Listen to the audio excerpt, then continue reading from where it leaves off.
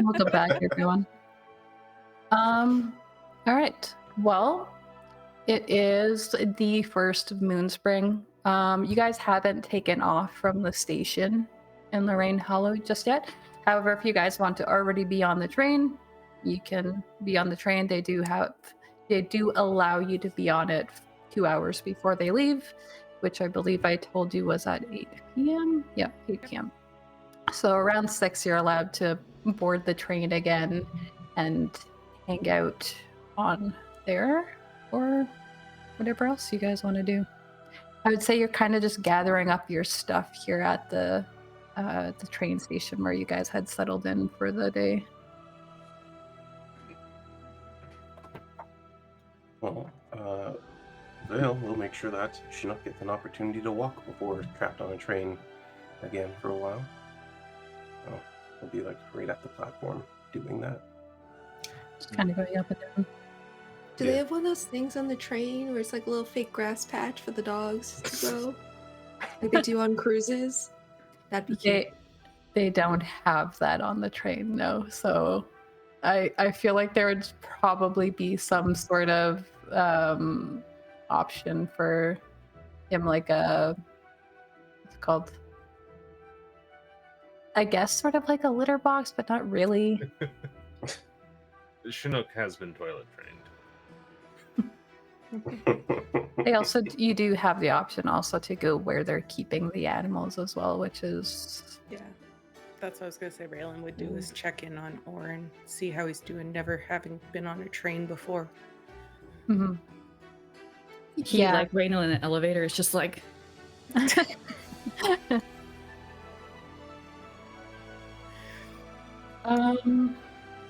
Yeah, you guys are able to tend to your animals when you check in on Oren. Oren's being tended to by a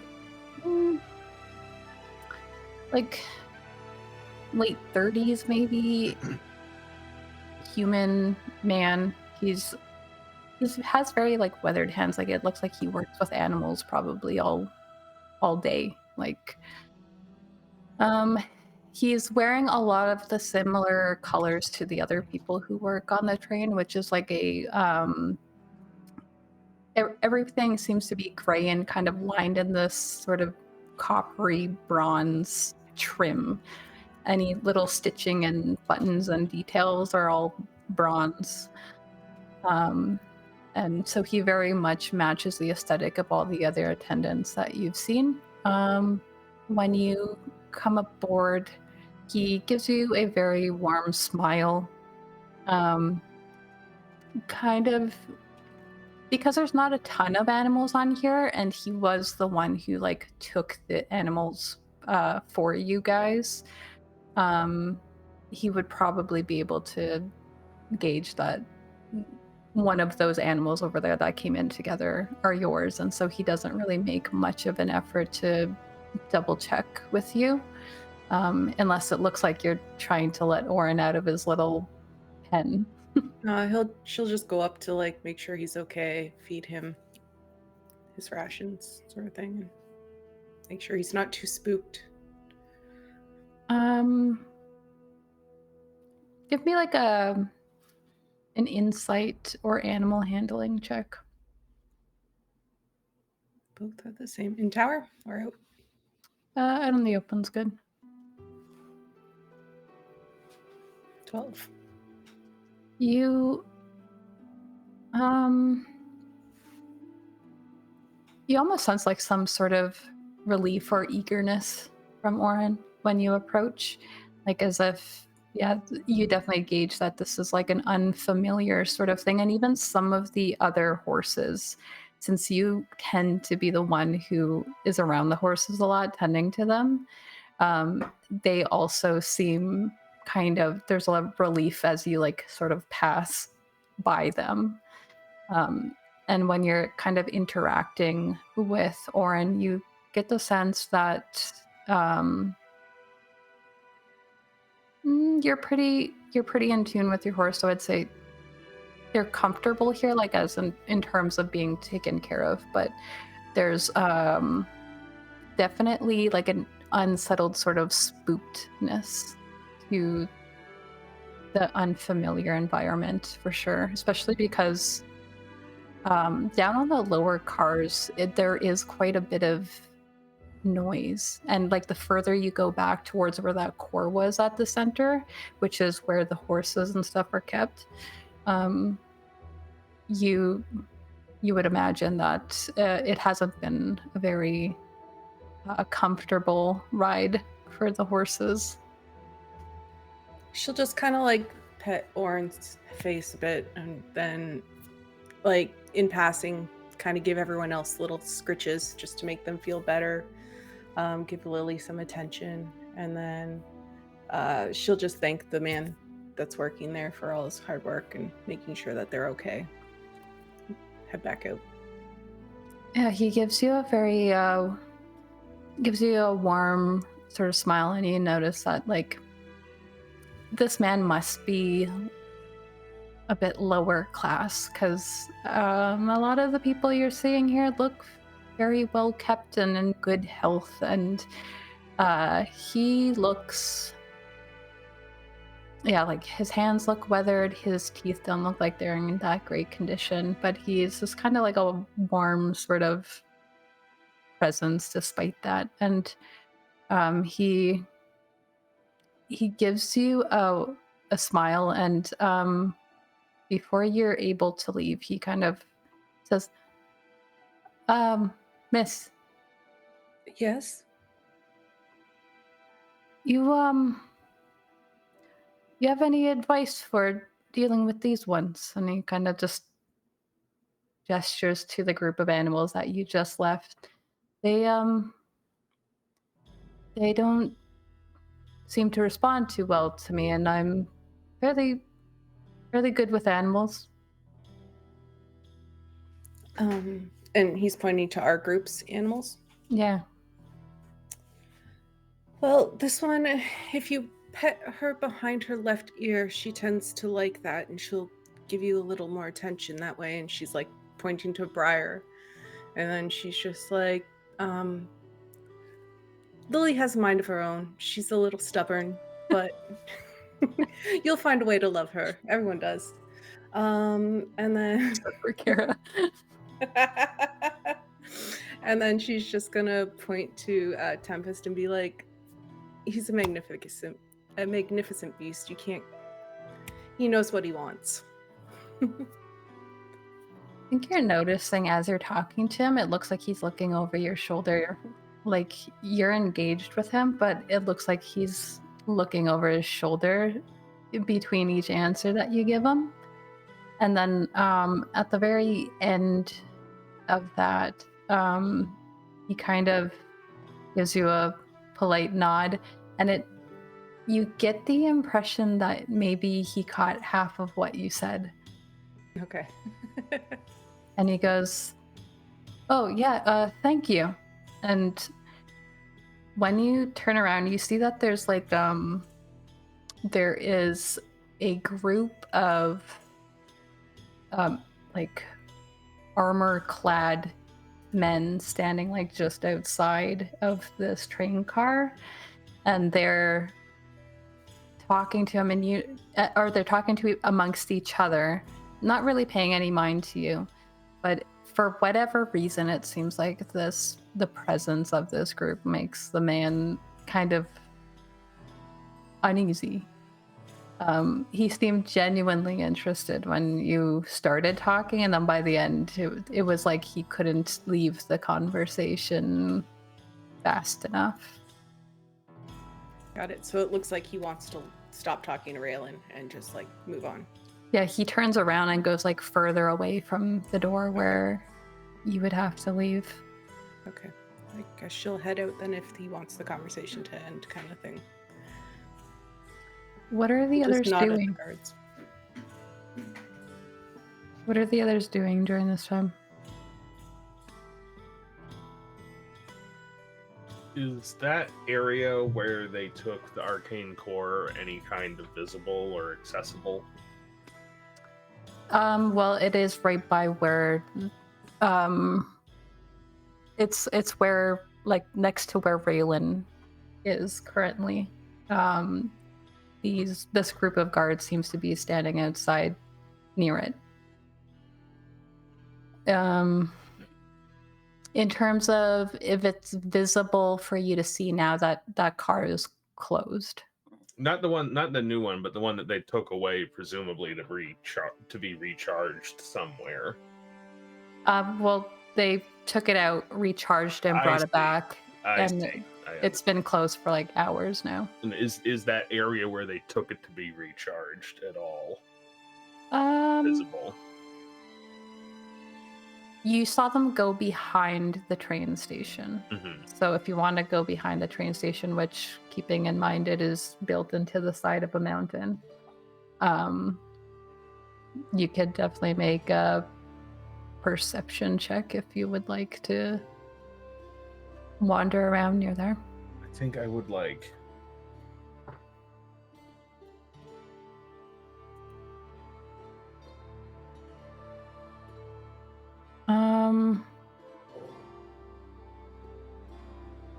You kind of try to take a look, because like it's built into this building, so like the back of it, like the very back of it is just the mountain. Mm-hmm. But there is like a back area, like kind of like a loading storage area that has big wide double doors that open up. They are currently open.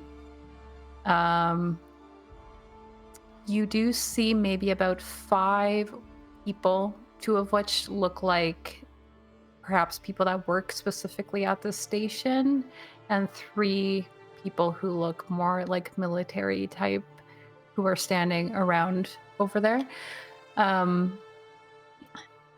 You're only able to get like a small sort of glimpse into it before it might look suspicious to be standing there, but I know you have options. So what you see at first is like at the very back of a wide sort of warehouse style storage room, you can see maybe like a portion of what looks like a metallic frame at the very back of the building. It looks to be about, I would say, 15 feet tall. And it's made out of the same sort of metal that the train seems to be made out of. You can see just like the edge of like 2 bars, one going across and one going down. And you can kind of hear just like the hum of magic coming from in there. And that's about all you can see from where you're able to get to at the moment. I don't want to go in there, but I'd like to dip out of sight and become invisible briefly to be able to get a better look and spend a little bit of time sketching a diagram of this device.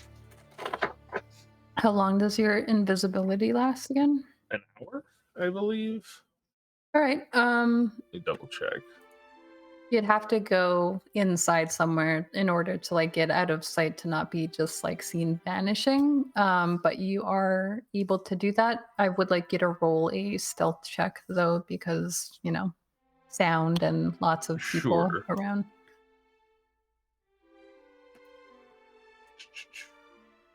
You get advantage on anything yeah, like with that? advantage, yeah. Stealth. There you are.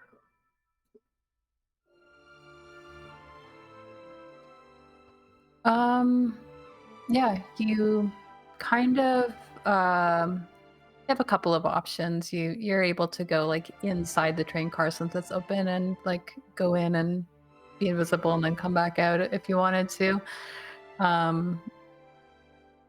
You make your way closer. You get as close as being able to stand within earshot of 2 of the guards who are in conversation with each other. Not really anything of note in their conversation. It's just kind of like shooting the shit on your bake sort of thing. Mm-hmm. But you're able to get an angle on whatever this contraption is inside. And you see that there is It's almost like a beacon that's affixed to the wall instead of on the ground, so it's like pointing outwards from the wall. And it's surrounded by this three-sided frame that all seem to kind of connect it, and the floor is acting like the fourth side of the frame of the structure. It all just seems to be in order to have it at this angle. The coloring is different than you've seen from all of the other beacons, which have had a blue sort of hue. This one it has a blue to it, but it's kind of like, it's like this mixture of blue and purple and green. Like there's threads of different color inside of it. And it's about 10 feet. No, yeah, it's about 10 feet long. And the wideness is probably about 2 feet. So it's smaller too than the other ones that you've seen. And now I think now that you're seeing this, and the fact that you guys were watching the core being taken out of the train, I think now it kind of dawns on you that it was kind of tilted upright, but there was something metallic at the top of it, almost like it was like maybe there's a hollow center and this thing could potentially have this core fitted onto it in some way. In terms of anything around that, you see that there is a you see there's another person in here that you didn't see before, and this person very much looks like they are dressed in the maroon and navy colors that you've been seeing the mages wear. Woman, long silky blonde hair. She looks maybe like early 20s, very severe features, and just like these bright green eyes. She looks maybe half elven. And she is standing there with what looks like a sort of stone tablet to you. And it looks like she's etching runes on it. And you can just feel the magical energy coming from this room.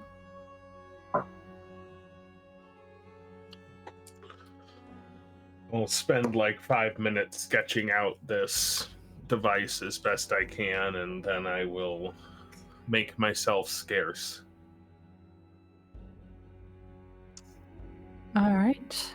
Yeah, you don't seem to be noticed at all in this process. We'll get back to the carriage and reappear. What are Alina, Nyra, and Vael doing during this time? I'd like to see if I can run into Brienn Entar in any of the public areas before she hides away in her cabin. Sure. Give me a... In the public areas, you mean like in the train station? The station, or even in any of the public areas in the train itself, like as they're getting on before she retreats into her cabin where she would be harder to talk to. I'll try to read her mind. I think that would probably be your best bet, is trying to meet her somewhere near the train.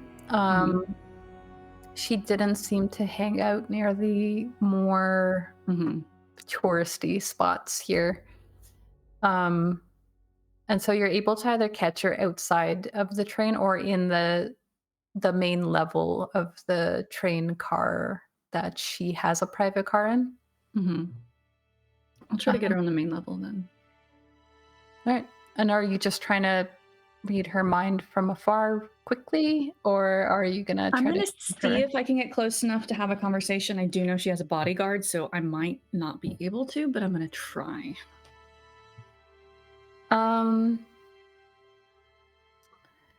Make like a persuasion or performance check as you kind of try to, because she does have somebody with her when you spot her. Okay, do you want it in the tower? You could do this out in the open.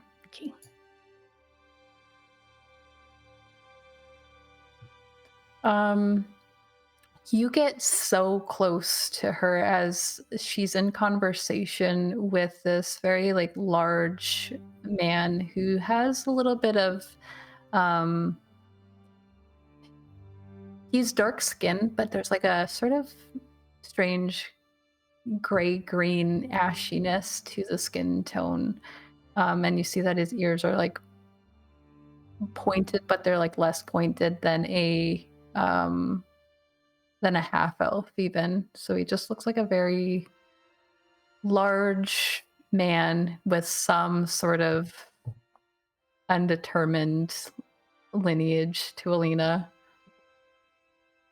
And you get so close before he realizes that you're like even in the space, and he just kind of holds out his hand to you, and then kind of backs Brienne away, like kind of tucks her away behind him and goes, can I help you? I'm so sorry. I happened to notice you on the train at the last stop. My name is Tanea Faye. I'm here with a merchant group, but I've also become rather interested in politics lately, and I couldn't miss the chance to just have a chance to say hello, and then I've been following the election closely. I'm rooting for you. And as I get that close, that's why I don't want to kick in my necklace. So especially as I start talking about the election, if I can help guide those surface thoughts. Mm-hmm. I think Brienne kind of pokes her head out and she goes, oh, a supporter. And she kind of like pats her bodyguard, kind of gesturing to him to stand down, sort of. And she, when you're gleaning her surface level thoughts, it kind of just goes over things like, you get like an anxious sort of undertone to her thoughts, like concern about her appearance, like, but then you also hear things that suggest that she thinks that you're reasonable and smart for being a supporter of hers, because like, why wouldn't you? And she looks up at you and goes,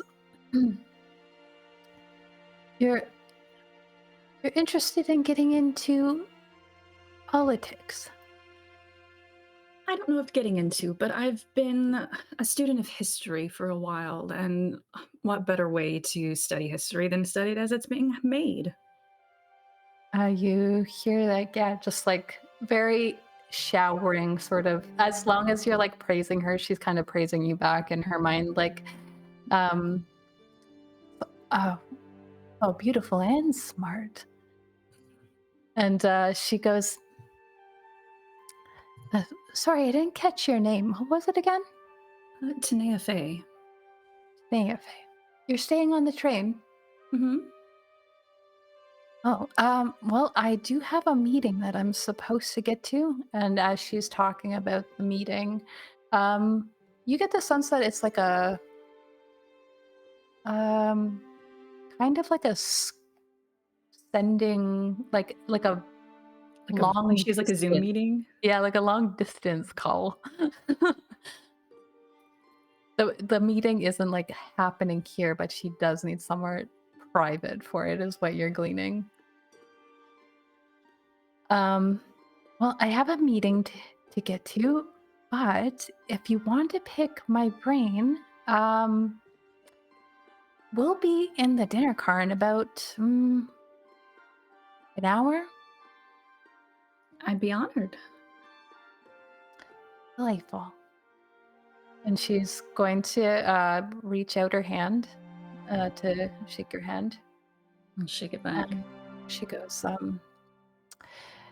well, think about the questions you want to be asking me, and I can give you about 20 minutes. Very much appreciated. As you guys are kind of splitting off from this conversation, you hear in her mind, she looks out the back, the door where you guys came from, and you can hear, now where is that idiot? and she seems to be like waiting for somebody. And I think as you split off from there, you note that the man who was like with her makes his way towards the cart, the train car shortly after. And you hear out loud, "It took you long enough." And he goes, "Sorry, my love."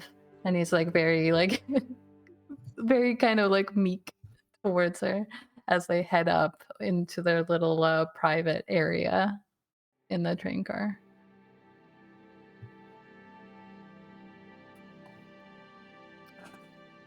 Vael.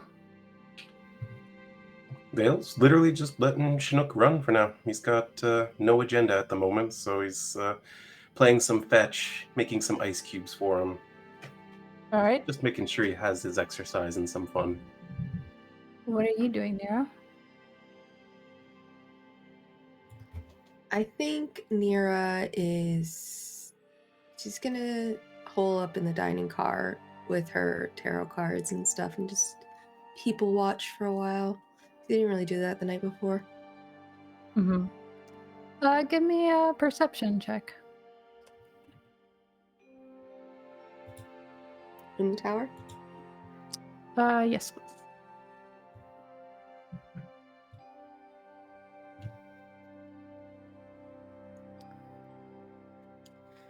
You see, over the course of like maybe half an hour or so, while everyone's off doing their own thing for a bit, you see people passing through here as well, not just sitting here, but there's maybe 3 tables here that are, and it's pretty classic train car setup, like a table in the middle of 2 benches that are facing each other, aisle going through it. You do note that there seems to be an upstairs that's mostly like for staff, because you can see people bringing food down from upstairs to the main level car. And you notice there's about 3 people on staff at all time. One seems to be making sure that the people coming onto this car are going to the appropriate spots, because it kind of like splits off. Like all of the regular cars are behind this car and all of the fancier ones are at the front. So they're kind of directing traffic to make sure that people are going to the appropriate places. Then there's one person serving down here, and you notice another person who is they seem to be running back and forth between serving and managing and just like doing a little bit of everything. And there are 3 tables here that are currently taken up. 2 of them, one of them has 2 of the mages that you saw earlier, 2 girls, very young. And then off onto another table, the person who was escorting them, like they're not eating together, they're just kind of in the vicinity. And their like handler sort of person is just having this like a coffee in front of them while they eat and chat. It looks very like high school, like friendly. They're chatting with each other. And there's a third table that has a somewhat young family. Like the parents are 2 humans who look maybe mid-20s, and they have a maybe 2-year-old just kind of causing chaos at the table, trying to grab everything on their plates. And beyond that, people coming and going. You're able to see the person who seems to be like the conductor of the train come by here. They go upstairs, grab a coffee, and then they seem to go and head out towards the front of the train.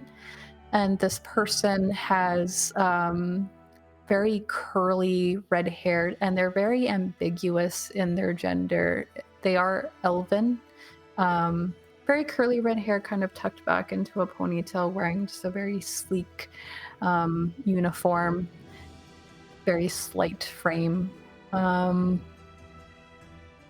than that, you don't notice a whole lot, but depending on how long you stay there, the girls who stay there only stay there for about an hour. They eat, and once they're done, even if the person who's handling them isn't finished their drink, they get up and follow out behind them, and it doesn't even really seem like they interact a whole lot. There's a lot of unspoken distance between them. Interesting. Yeah, she's just gonna stay. She'll hold the table for whoever in the group wants to come and have dinner. Because this was the included food, right? Yeah. Yeah, so she'll just hang out. All right. Well, eventually you guys are all able to board the train again. What do you plan to do with your evening? If I can get everyone together, I want to let them know about what I get to do at the set time. Do you need a date who might help steer the conversation? Well, I was thinking about the makeup of the group and what we discussed, and I think magical researcher, historian of both magical and non-artifacts, researcher is what I want to be moving forward, at least under these names. You could, both of you, she looks at Vael and Raelynn, my employers. Feel free to come if you'd like. I was thinking over what is her most important issue for the election. You know, get her to really dig in what she cares about. We've heard news reports, but to hear it straight from the source. I've introduced myself as a student of history to her, so asking about what kind of legacy she wants to leave, and then what she wants Endelos's role in Savoran to be. Keep my detect thoughts up as long as possible, not to dig too deep, not to scare her away if she senses anything, but in guiding the conversation, guide where her thoughts may go and what she might reveal. That's a great start. Thank you. I heard you mention something earlier about eavesdropping, chatting, using this time we have on the train to not just study. Yeah, I feel that one of the things that we get the best information from is the people themselves. You're going to get their opinions, good or bad. So exactly. If we can sit between the different places where people are congregating and maybe eavesdrop or go talk to them directly, then I think that'll help us out. So you two go do that then? In what time? About how long? About what, 30 minutes at this point, probably? 20? Yeah. Depends on how long you guys... It took about... yeah, I'd say maybe like 20 minutes or so. From now is when you need to meet. And when you said you were looking at Vael and Alina, Raelynn? Yeah. How long can you keep up your stuff?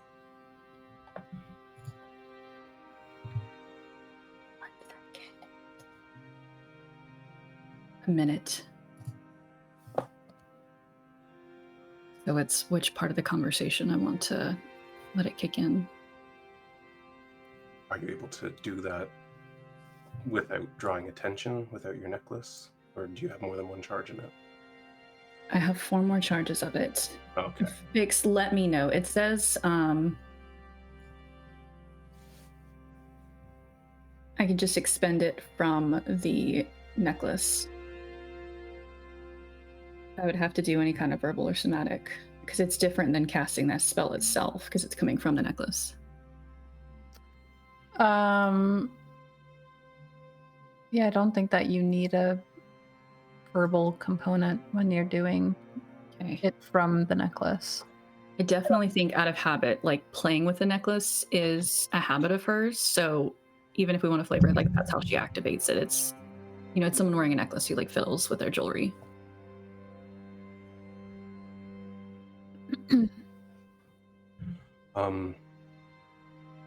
All right. Just give me a signal if she's not answering something honestly, or if you need her to be subtly pressed further.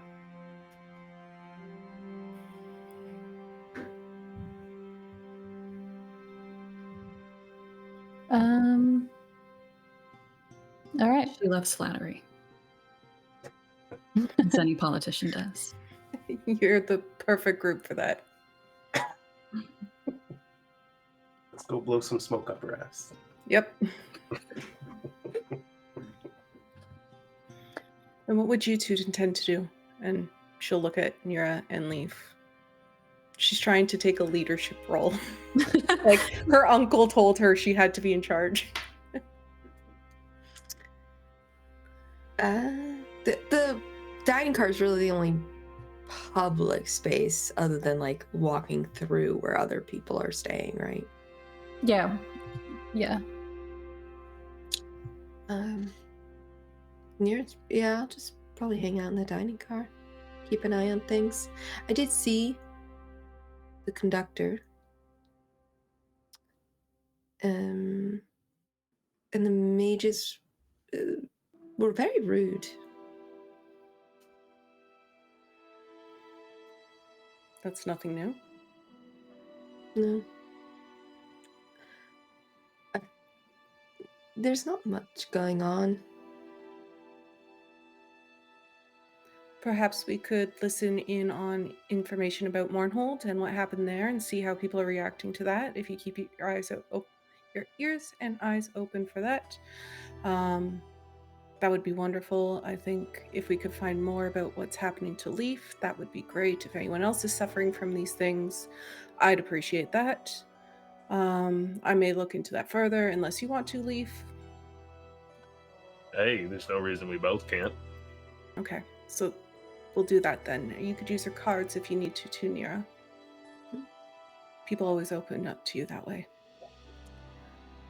Yes, it is strange. I don't think I can accept payment on the train. They may not like that, but it's an icebreaker, a conversation starter. yes. No busking on the train, but Perfect. I actually feel good about this. Insight check. Famous. Well, She actually, generally, we have a plan. We're not just like, I'm going to sit around and listen to stuff. Like, everyone has a purpose. Well, a couple ideas. We might do better to stagger our time in the dining car so we get different people through, hear different things, and not related to any of that. I went for a little walk, and Leif will hold up his notebook. I got a really good look at the device they use to recharge the arcane core, and he'll share the diagram and talk about what he saw. Perfect. I'd like to copy this if I can. Please. I'd like to take a analytical look at it, see if I can understand any of the arcanum behind it. I'm just gonna ask, are you doing like magic or Yeah. so give me an arcana check in the tower. Oh, my tower moved.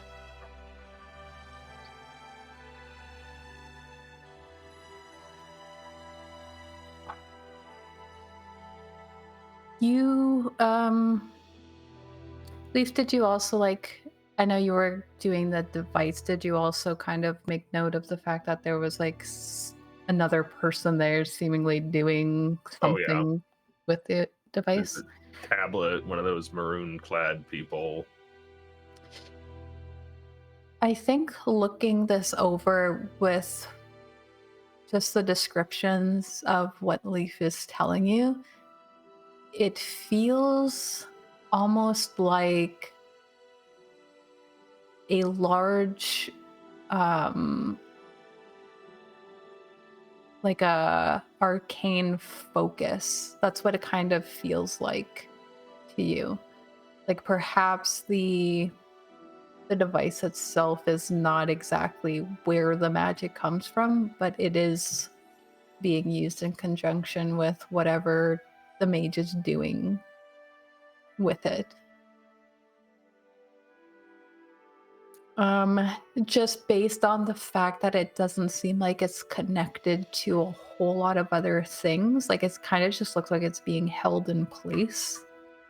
I don't think I feel like Vael doesn't think that there's what's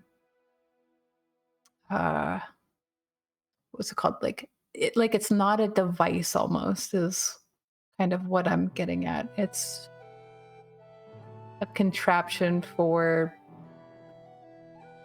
holding this thing and powering magic through it.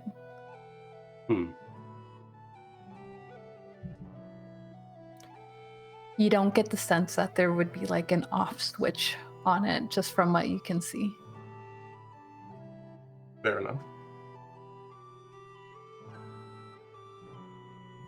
Okay.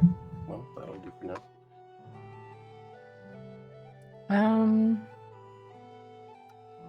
All right. So what exactly is the plan here? If you guys are staggering times in the dining car, who is where at the moment? Well, we have a very specific time to arrive in the dining cart. So I don't know if anyone wants to like go in a little bit before us or let us go in first. I think by the time this is done, this conversation, you're probably the first ones to go. And it's Vael and Alina? Mm-hmm. Yeah. Okay. What are the others doing? I know Nyra was hanging out there. Does she continue to hang out there or go somewhere else for a bit? If we're staggering, she'll leave for a bit, wander around. Okay.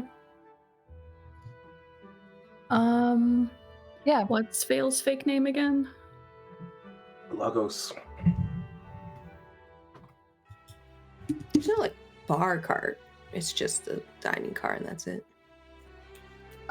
Not that you've seen, but it did look like they were serving alcohol here in the dining car, but Okay. you guys are also free to have things sent to your private car. But yeah, so you guys end up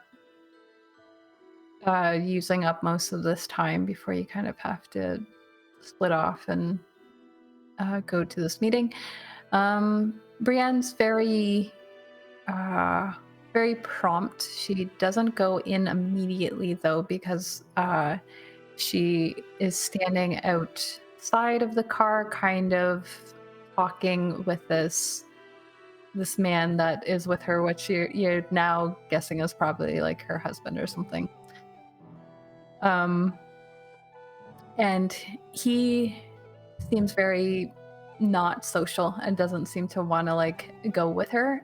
But they're in a bit of a private conversation when you guys make your approach, and as soon as she notices you, she kind of straightens up and goes, "Right, well, meet me back at the car."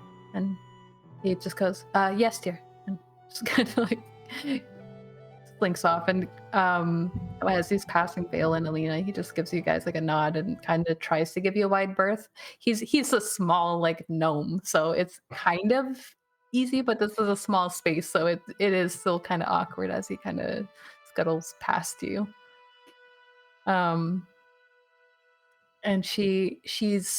you're left with Brienne and her bodyguard, and she goes, "Oh, where are my manners?" And she's going to hold out her hand towards Vael.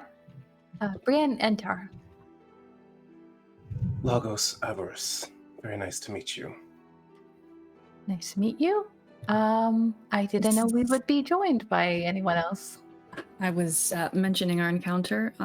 Lagos here is the merchant I work for, and he also was hoping, if you didn't mind, I had a chance to meet with you. Well, I mean, I promise he's an excellent conversationalist. Well, very good then. right this way. And she's going to kind of lead you guys into a car. And she takes like one of the middle ones. It doesn't seem to bother her that there are other people around as she slides into one of the sides of the booth and makes herself comfortable. Can I get you a drink as a thank you? Oh, sure. Well, actually, everything here is covered for me, so it's. But if you would like to order me your favorite thing, I will order her a very nice wine. so that's some moldy wine. No. Yeah, she seems fairly pleased with that, and she orders like a sort of it's like a seafood dish. It's like salmon and rice. Like it's very almost like She's on the watching Mediterranean diet. Yes. But you guys are able to get some food and some drinks, and you're not charged at all for it as long as you're able to produce one of the coins that you guys have been given from Kaelin. And she goes, "So, what is it that you want to know?" Well, let's start. We have heard what we've heard through the news, but you always know everyone's got a spin, and so I would love to hear it directly from the source.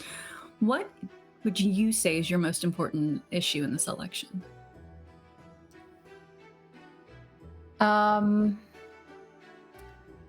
And at this point, you're not like reading her thoughts. You're just hoping that she'll kind of. Yeah, I've got 3 things I have written down to ask, and so I'm willing to use 3 charges during portions of those 3 questions to kind of make sure what she's thinking matches what she's saying. Mm-hmm.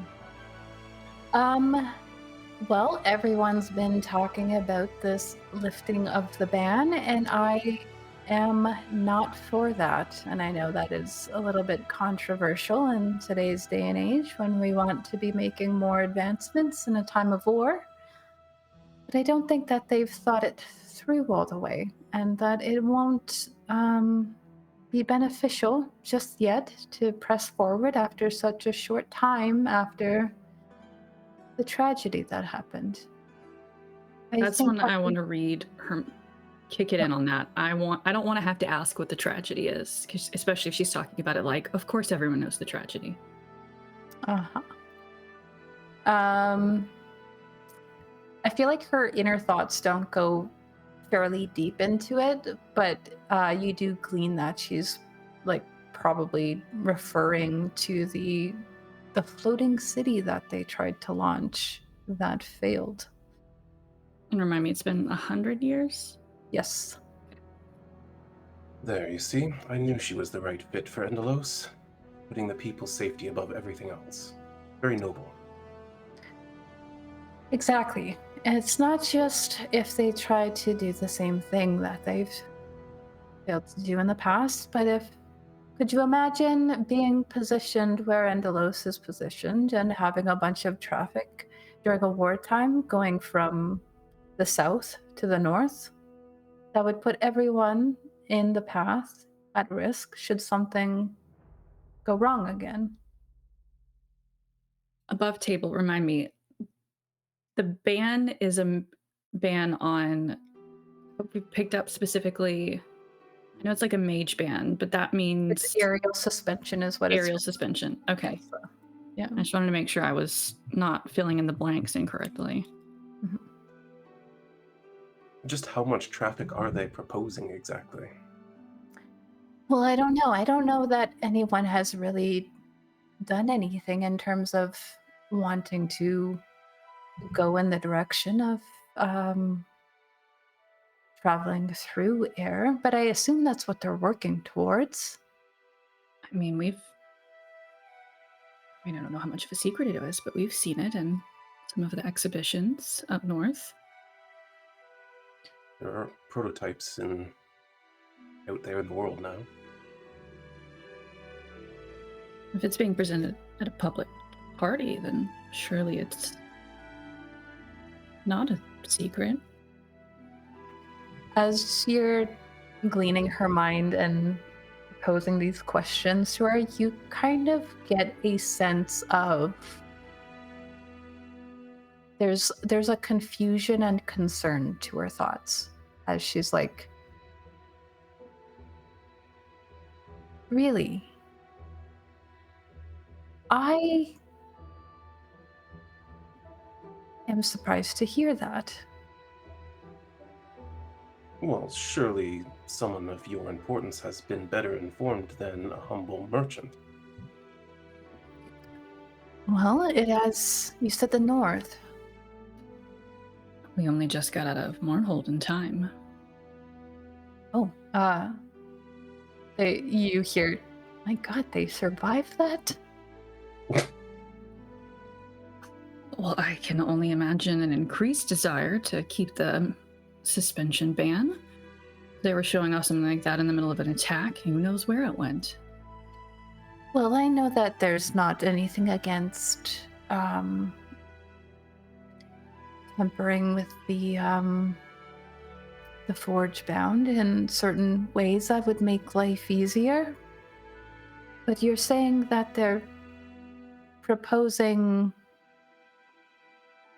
full on, huh? And you're like, I think Alina's like, is that why they're trying to edge me out? Is what you hear in her mind. There is a lot of anxiety increased in just her tone and her sort of mannerisms, and she takes the wine and tries to have a long sip of it to calm those nerves. Interesting. I did know that they were discussing ways to support the other argument. I suppose maybe that's one of those things where, you don't want your opponent to know all the cards up your sleeve. Well, they were certainly trying to garner favor by showing it off at a party. Right. But then it's easy when you only have one side of the conversation at a party to woo the audience. Are you talking about the Glimmerfall ward parties? Mm-hmm.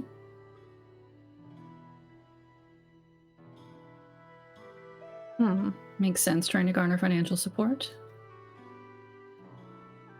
Yes, I wasn't invited this year. That is interesting. Well, you didn't miss much. Gaudy as all hell, and of course it ended poorly.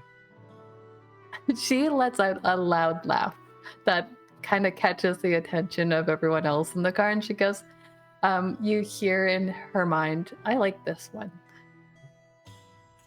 Ah, someone needed to say that, I suppose. But while we were there, I did sort of get the impression that perhaps this conflict with the North has been sort of spurred on in the interest of needing new military technology.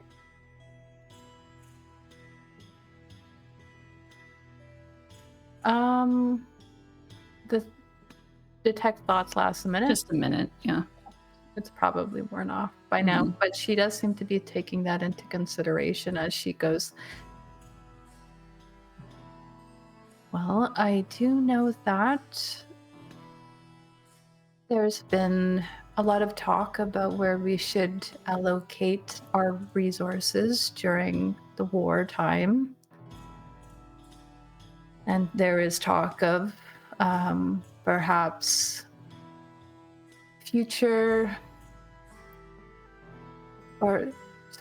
a suspension on future immediate use of the rail for lending it to the military instead. It's I know that we want to advance here, but I want to do it in the best, most honoring way to everybody here and all the hard work that they put into it. I don't want to just... Surely if you cut off ease of travel for your people, you create a sense of panic for those living in the north, and an ability to quickly move south should the need arise. Yes, that's what I'm saying. I don't think that they've thought these things through, but they have a very strong platform right now about the trouble that we're facing. And of course, Mournhold did not help at all. Certainly That's not. That's why it's so important that we have our counselors voting in the people's interest, even if we disregard the fact that these aerial devices could be catastrophic once again. If we continue to go to war over something so trifling, think of how many people will die.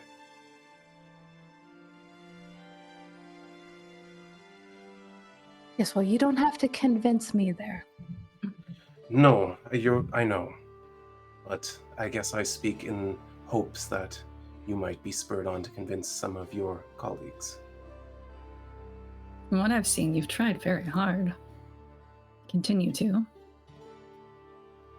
Yes, well, a lot of Endelos is providing our entire way of life of being able to be self-sustained. All the fields that we grow crops in, all of the natural materials that are so important to our daily life. And I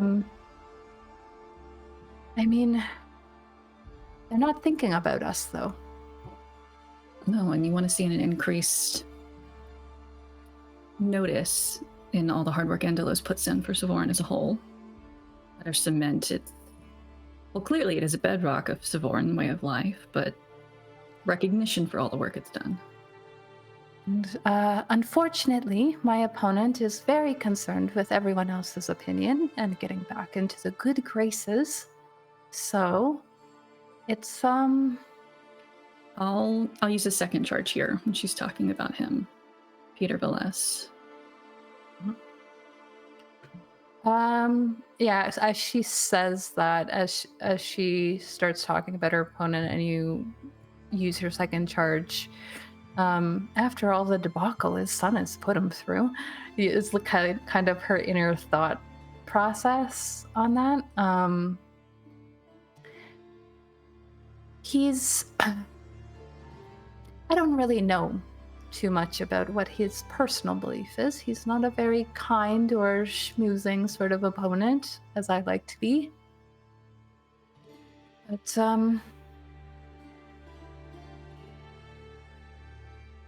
she is about to say something, but kind of catches her tongue, and in her head, Alina hears some thoughts about, like, it almost sounds like perhaps,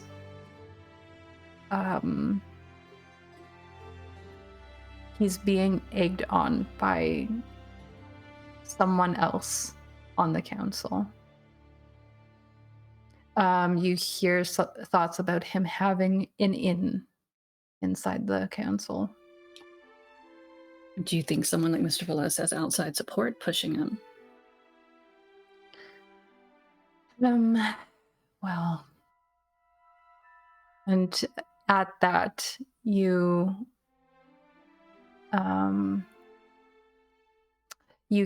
catch her thinking about Chancellor Mervarn.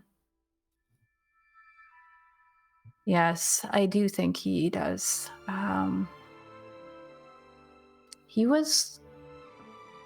Their family was quite important for a long time, and unfortunately for him, I was a little bit smarter. I'm hoping to continue on with the work that I'm doing, and I think it's becoming more of a popularity contest as of late. Unfortunately, things like this happen in government, even when you are doing your best to try to make it fair to everybody. As I've constantly read about in history over and over. Yes, we do like to repeat our patterns, don't we? Those who don't study history are doomed to repeat it. As noble a campaign as you've run, do you think it might be time to step in with a little bit of mud? Let the people of Endelos know that they're trying to be persuaded by outside forces who don't have their best interest at heart? You hear her thoughts like, well, that would be nice, wouldn't it? But outside, she goes, The thing is, I think I'm a bit late on that, on catching on with things. We're kind of in the final stages where the general public isn't as big of a sway on the matter. They've already chosen myself and Peter to be the ones voted in or out. But I suppose were there loud enough voices that at least everyone would be in on it.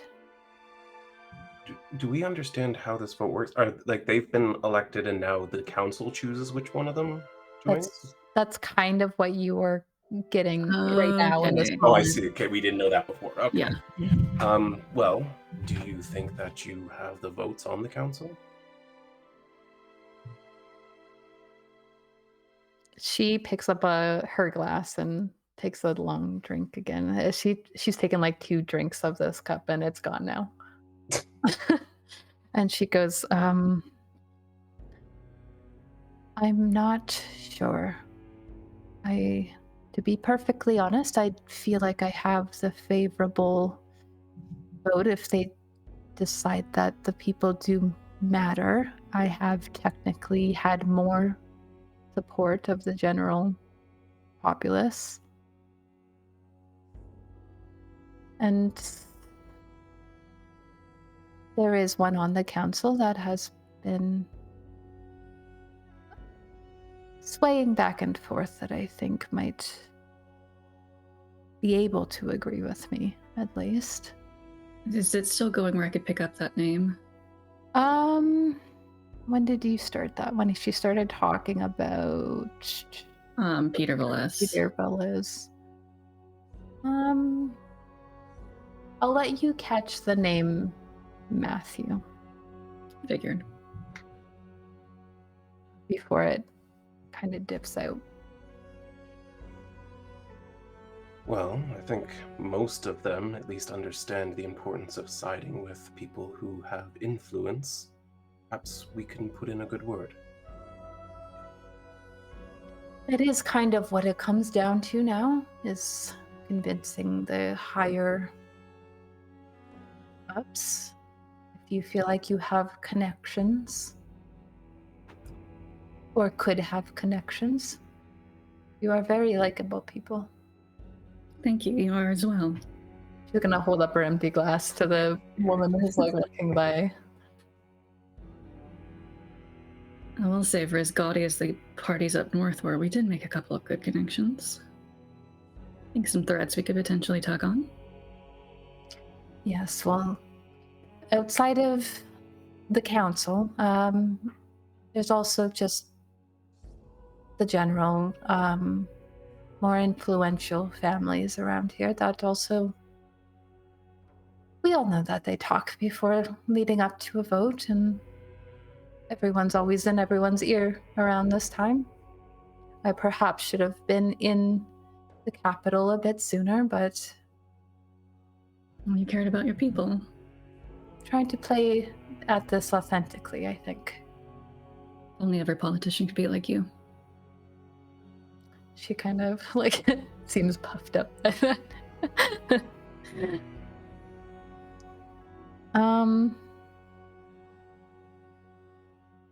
Well, someone like Lagos doesn't get the contracts and invitations he's gotten without savvy knack for business and a silver tongue. So, well, you'll have to work your way into some of the parties, perhaps, there in the capital before the big day. There's always something going on in the heart of the city. Well, do you have any recommendations? Do you have any way to ensure our attendance? Ensure your attendance. Well, had you asked me earlier, I probably could have put in a good word for you today, but you might have to wait until tomorrow now. Very limited on my resources of contact at the moment here on this train. it's understandable. But I could definitely tell you that you should perhaps you could steer clear of Tanner Delgran. I don't think you'll be swaying that man.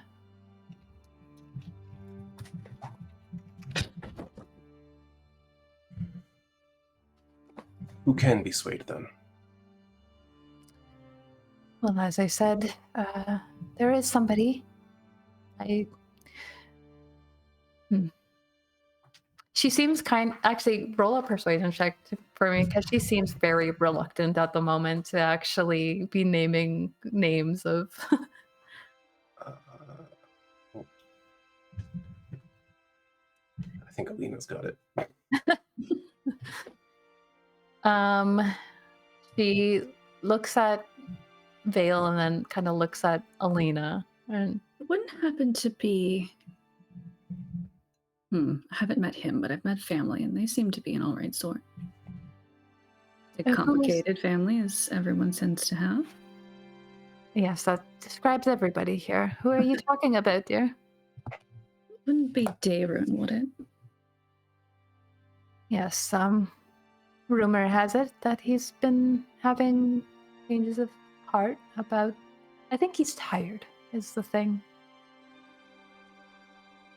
They have a lot on their shoulders, those Davruns. And a lot of Changes expectation. from which opinion to which opinion?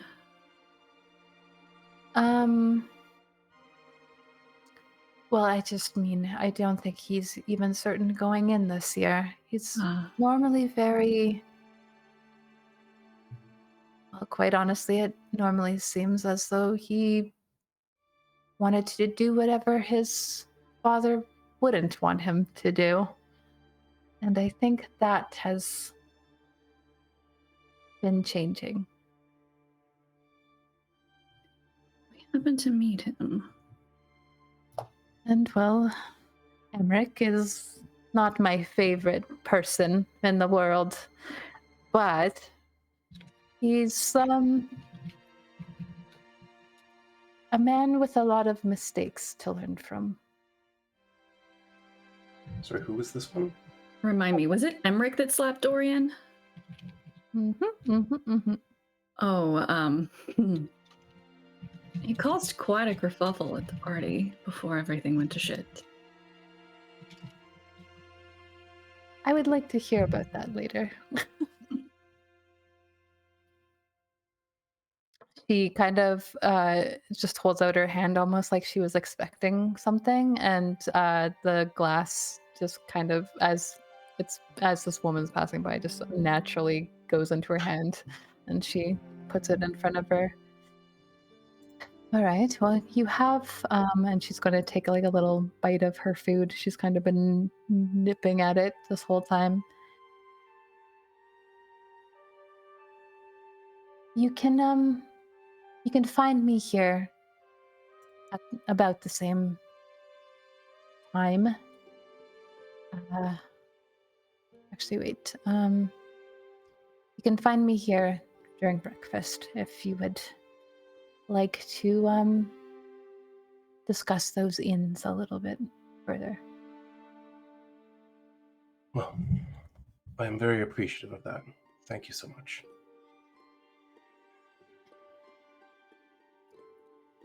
It is nice to have support even from people who are at those stuffy parties, I suppose. Stuffy parties are all the better for having someone you enjoy talking to. Wouldn't that be nice? And she kind of looks over to like her bodyguard who's just been like standing like this, like like off to the side the whole time. Oh, look at the time we've gone on, far longer than the 20 minutes. Please let us let you enjoy your dinner in peace. I'm sure those moments are few and far between. Thank you. I so appreciate you taking time to speak with us. Well, it would be silly of me to brush you off when I need the support during this time. You would be And our support surprised. you It's have. not something. Sorry, Shanks. Just said, and our support you have. We will do everything we can to make sure that this vote goes the way it ought to. Lovely. You are very interesting people. She's going to when you guys begin to leave this area, she kind of slides over into her booth a little bit more, and as you're leaving, you notice that the like bodyguard like sits next to her. Um, what do you guys want to do from here with your night? Is there anything else that you're hoping to glean or pick up on? Not me, but I do want to make sure that we fill in the rest of the party on everything we just talked about. Gonna let Raelynn pull out that notebook, plop it open, and be like, "All right, girl, you ready?" So you guys kind of reconvene in like your private car area. Is Yeah. Yeah. Okay. If I could squeeze in an hour of studying, maybe 2 hours, either before or after this, gonna keep trucking towards those 250 hours. But for sure, before bed, gonna debrief everyone on everything we just found out, especially how the vote works, getting into parties, trying to persuade councils and other important people.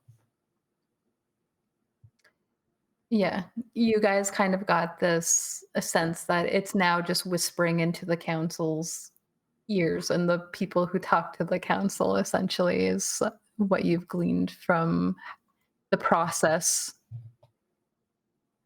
Um, there was talk of staggering some things, so if there's anything you guys want to like specifically do or know, um, once they come back and debrief you and you have a bit of extra time before it's really like it's still fairly early in the day. So You're muted. Go get some dinner and see if anybody is talking about the war or current events. I'd like to eavesdrop if anyone is coughing like Leif. Like more than just a cold. Like I saw that other girl, that young girl that we helped. So Mhm. just looking out for stuff like that as we eat dinner together, I guess. All right. Roll some perception checks for me in the tower. Rage perceiving. Can you Really make it intense at dinner. you make it a new day so I can rage? If we slept, can we have a long Oh. rest? Yes.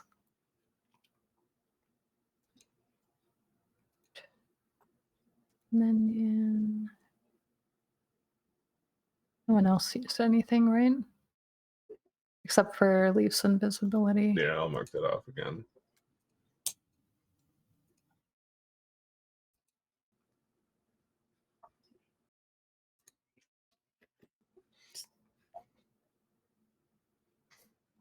Get that advantage. Any help I can get.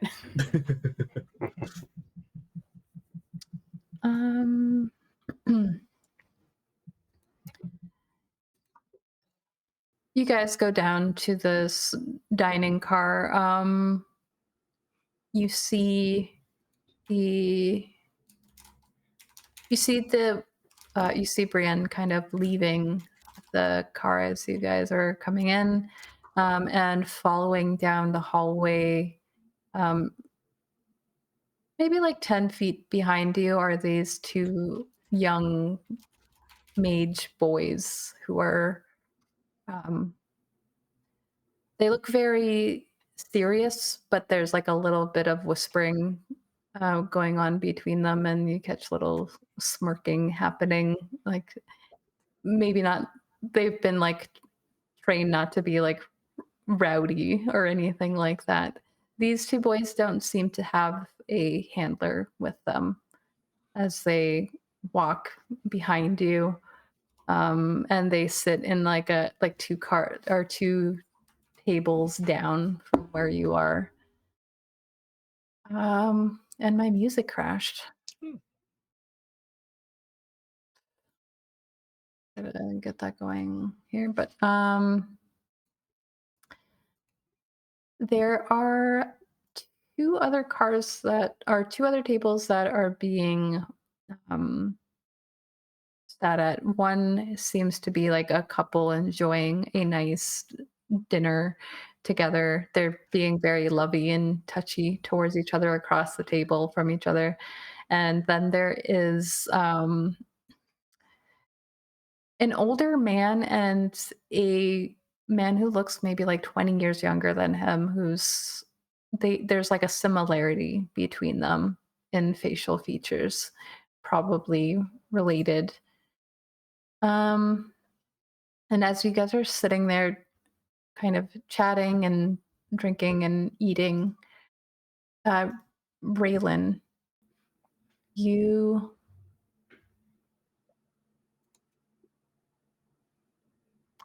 shoot. I'm gonna have to reshare that music too.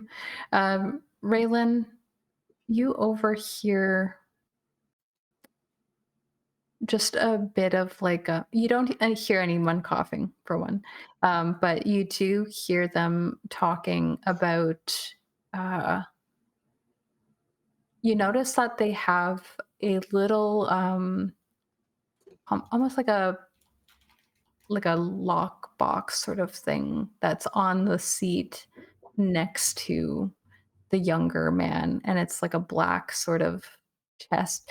And you might have seen stuff like this before. It's like a different style of urn almost. And they're sitting there and they look a little bit down on their, like in their spirits. And they're sharing a drink.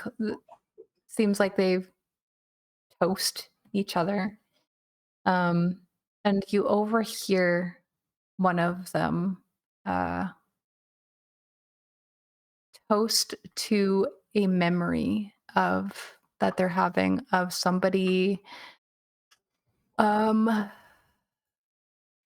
I gotta pull up this name here.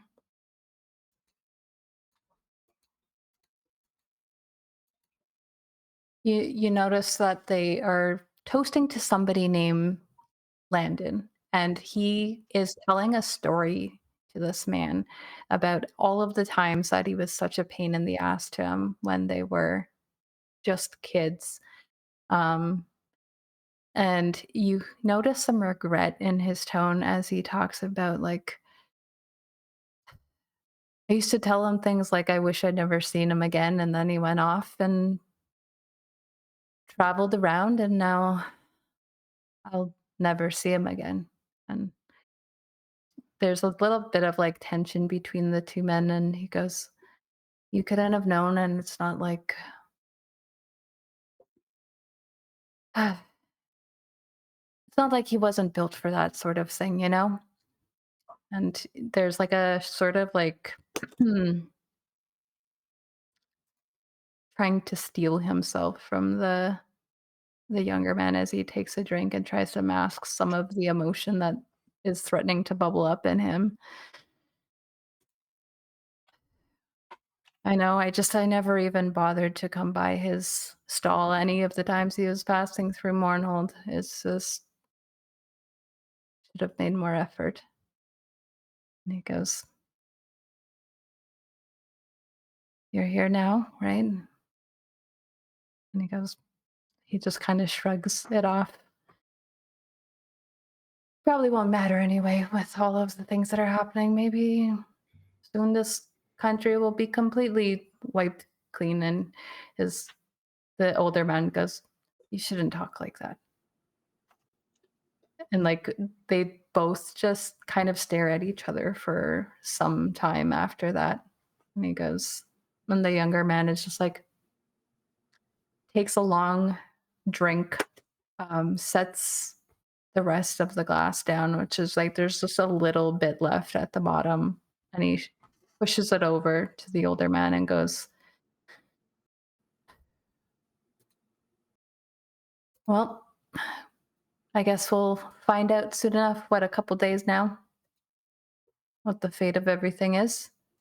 And he kind of claps him on the shoulder and picks up the box and puts it underneath his arm and walks out. And you notice that he's going to like the lesser, the more common carts to the back of this train car that you guys are currently sitting in.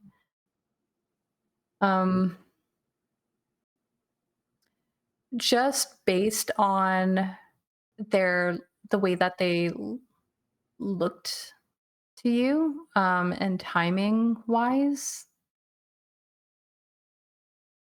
I think you would guess that they had a bit of a rough travel. There was some markings on them that look like they maybe ran into some rougher parts of their journey, and maybe they weren't traveling on the road like some people might. Um, they looked like proper adventurers, but not strong ones. Noted.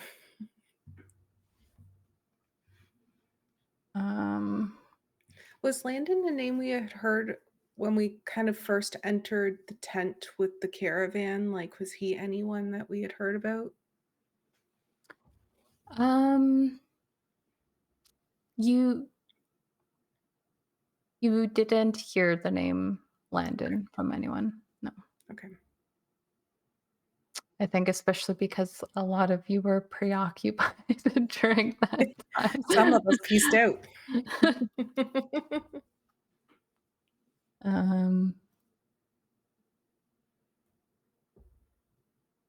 There we go. Oops. I shut off Britain's camera by accident. But yeah, you don't hear anyone talking about like the war or Mournhold as like a news sort of thing. But you are seeing like remnants of and effects of it, and it, as you guys are sitting here, it feels like you're seeing people who are legit just packing up their things and moving.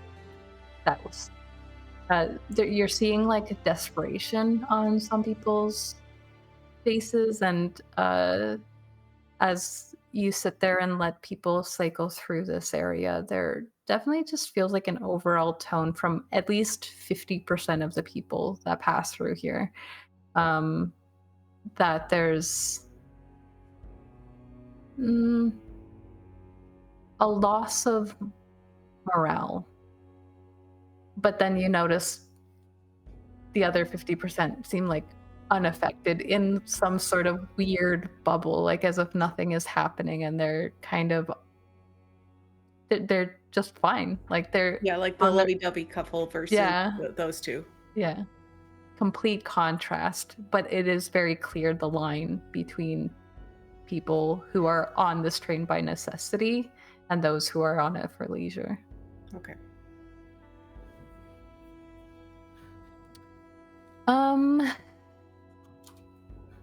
All right. Well, you guys, you're able to eat, you are able to get about an hour of study in, Alina, if you wanted to during that time. And you guys eventually find yourselves back in this 2-level private area by yourselves.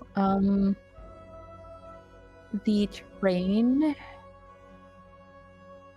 it didn't leave immediately when you guys got on, but it did start to go while the dinner was being served, like nearish the latter half of it.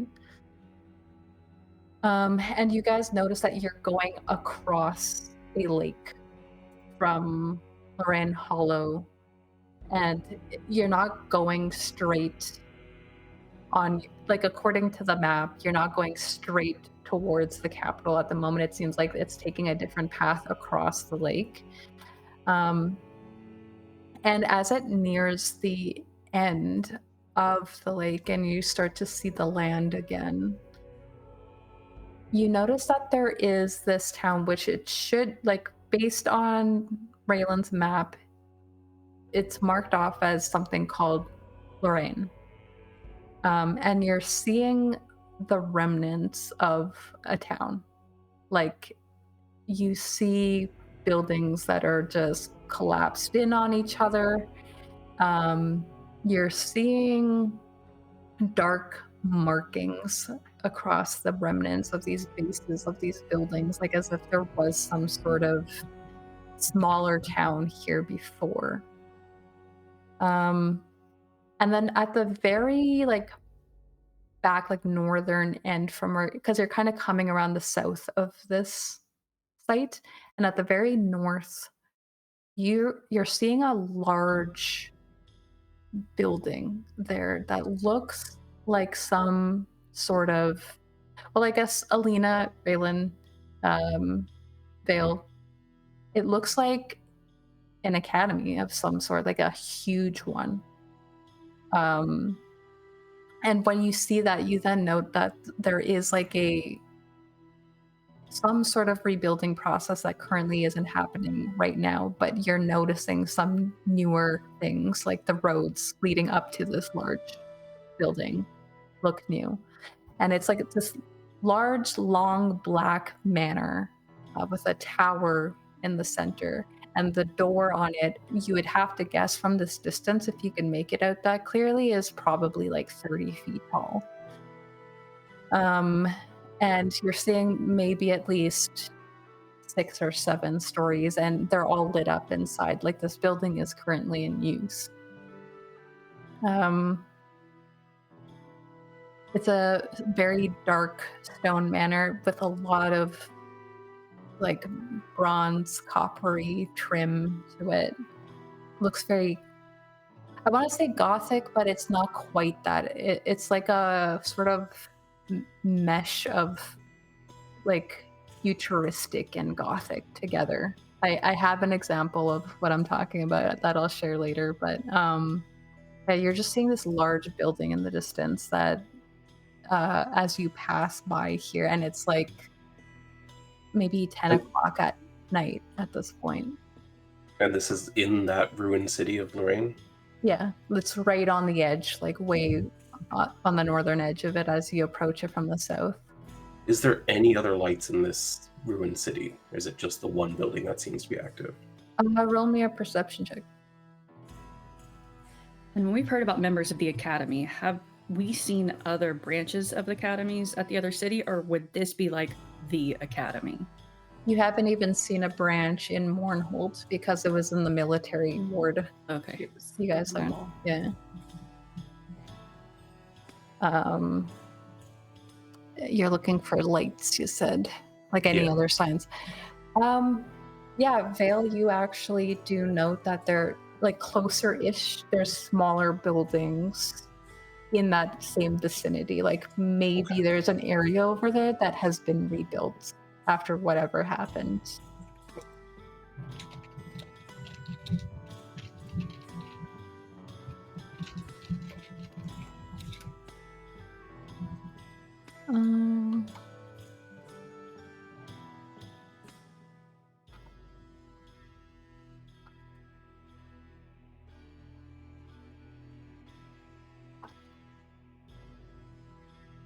Yeah, it's fairly easy for you to spot. It almost gets drowned out.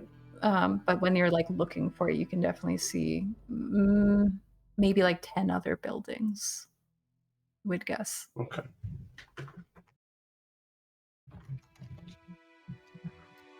Interesting.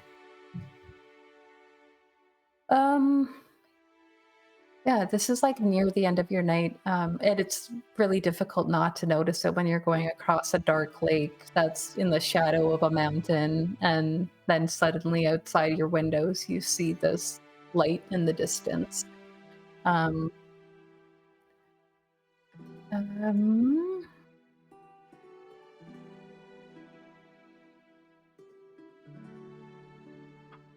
Are you guys planning on getting some rest for the night? Yep. Okay. Where is everybody sleeping tonight, since you guys all slept into a different arrangement that was unintentional before? I feel like Raelynn, for her neck and back, actually needs a bed tonight. No, I'm fine. Top bunk.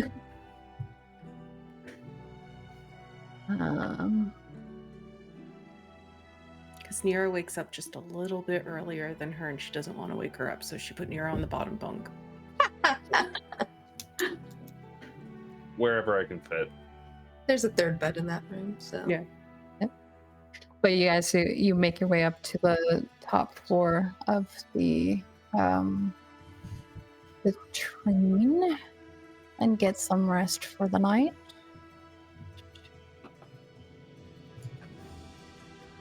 Alrighty.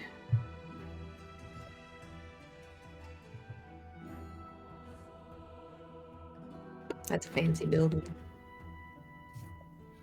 Where did I put my notes here? Oh wow, yeah, that's a That's so really cool. image.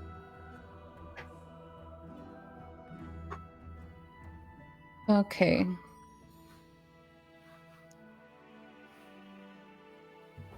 Nyra,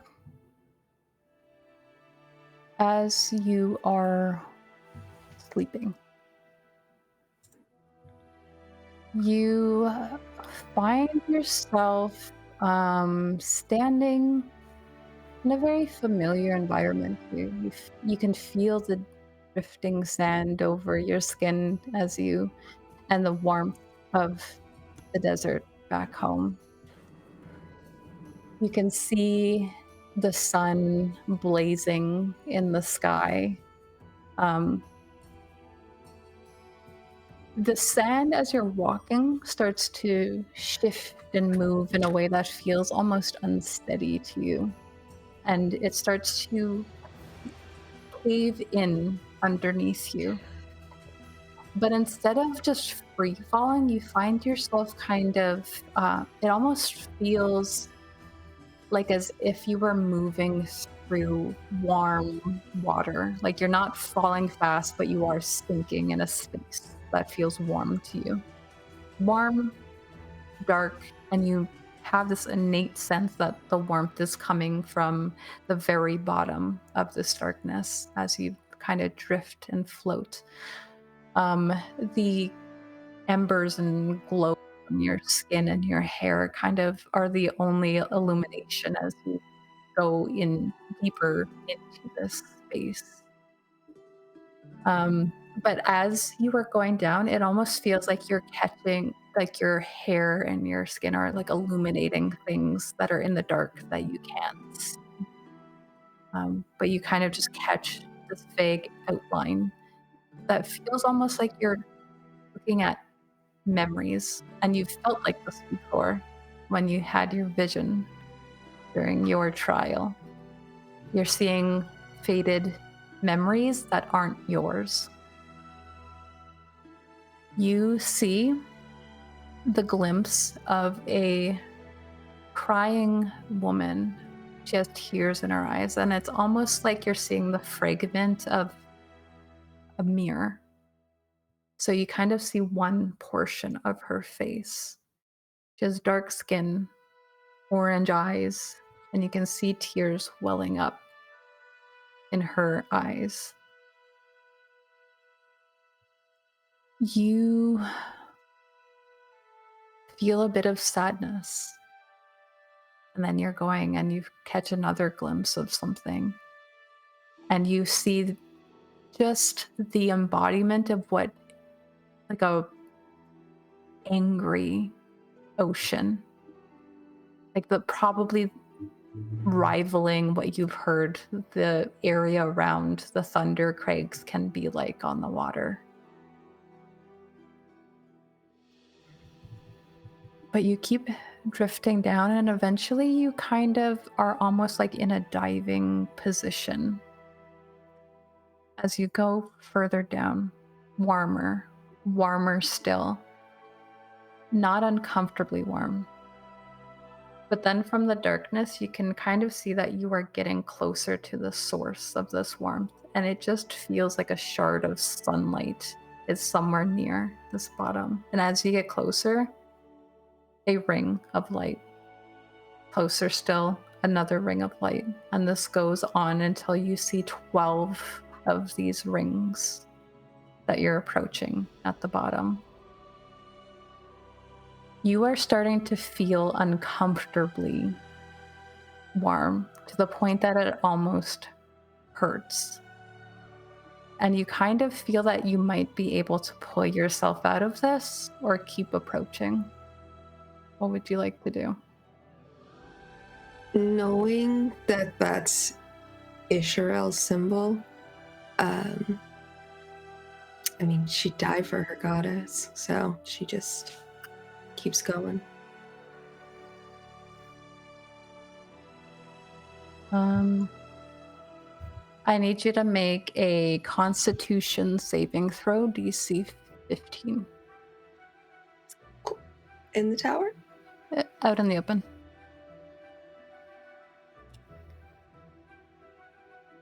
I'm gonna use my inspiration. Alright.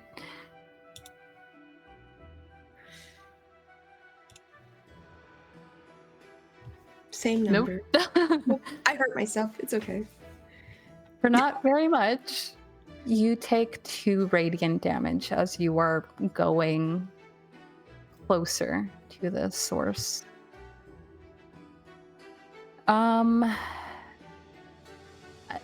It continues, like you feel like you're falling for maybe like 10 more minutes, and it starts to get again unbearably warm.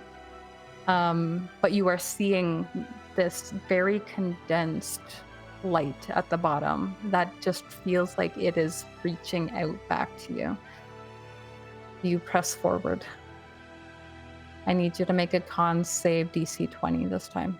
Oh, okay.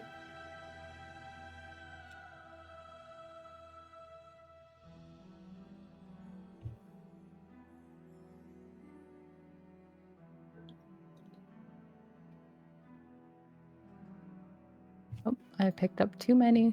Don't kill Nyra. Ah. It's okay. No, I'm kidding. Please don't.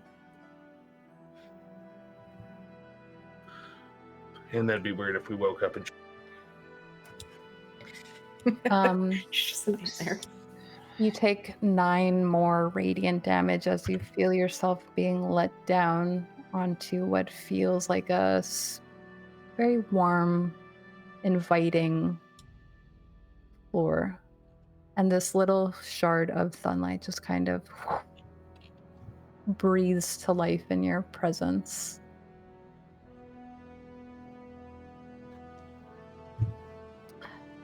What do you feel like you can act in this moment? So there's a shard of light in front of her. Yeah, and there's like these 12 rings you're now at the center of, just kind of like emanating from where you're standing.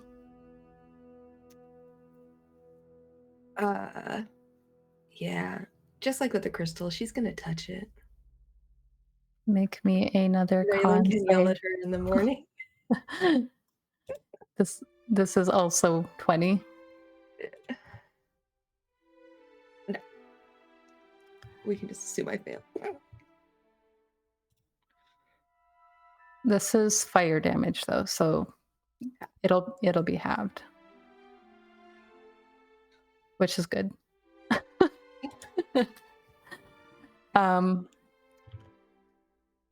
You feel just this heat that kind of, as soon as you touch it, it kind of dissipates into your skin, and all of the fissures on your skin just kind of, or all of the tattoos and stuff on your skin just kind of glow. Just immediate, you're glowing like bright, and you feel this warmth, and you hear a voice that feels like a crackling fire to your ears. You don't fear the light that reveals you. Never. What is your truth right now? What do you want?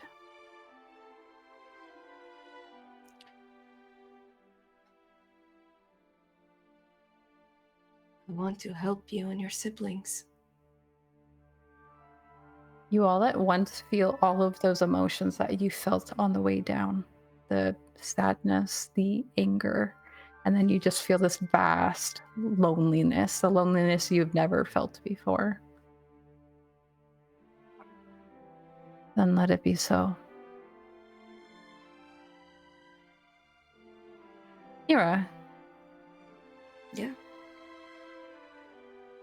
You jolt awake in the middle of the night, which is strange for you. You're so used to waking with that sun. And you find in this room with you, your friends are asleep. And there is an unknown figure standing at the doorway to your room. And you see two blades glinting off the moonlight, filtering in from outside. And I think we'll take our break right there and come back to that. Cool. Wait, okay, I'm half health. You're injured and about to be assassinated. Never. But maybe it's worth it. We'll see. My favorite. I Oh, was like, Hello, everyone. Welcome back. Well, our party has got a lot of information about the upcoming vote and what they can do from this point on to influence that from a Chancellor Brienn Entar. After that little chat, they got some rest for the night, except Nyra had a very interesting dream where she interacted with her goddess Isharil.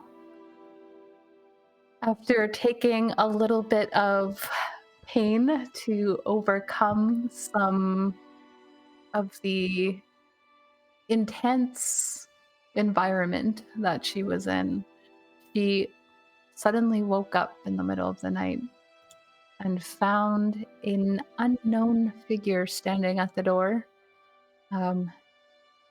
You see that this person is dressed in, it kind of looks like a dark, deep pink to you with little white trim. And it's almost, yeah, you're actually pretty familiar with this because of your proximity to Drados. It looks very like Asian inspired in design. It's like a, not quite a robe, but there's like a pants portion to it. But overall it kind of looks like something that you might see. They're just different colors than you're used to seeing. And you see one hand a scimitar, I believe. Yes, scimitar. And the other hand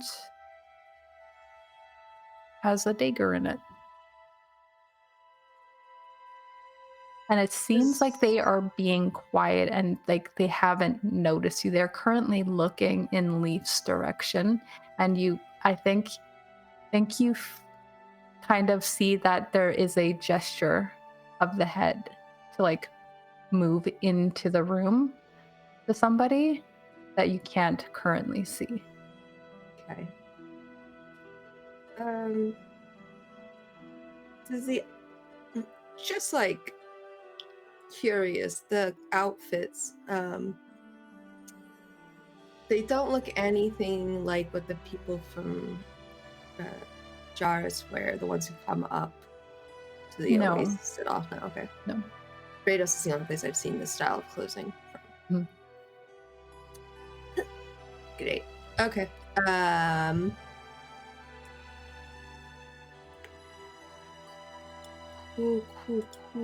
Cool. Is it an action to take my shield?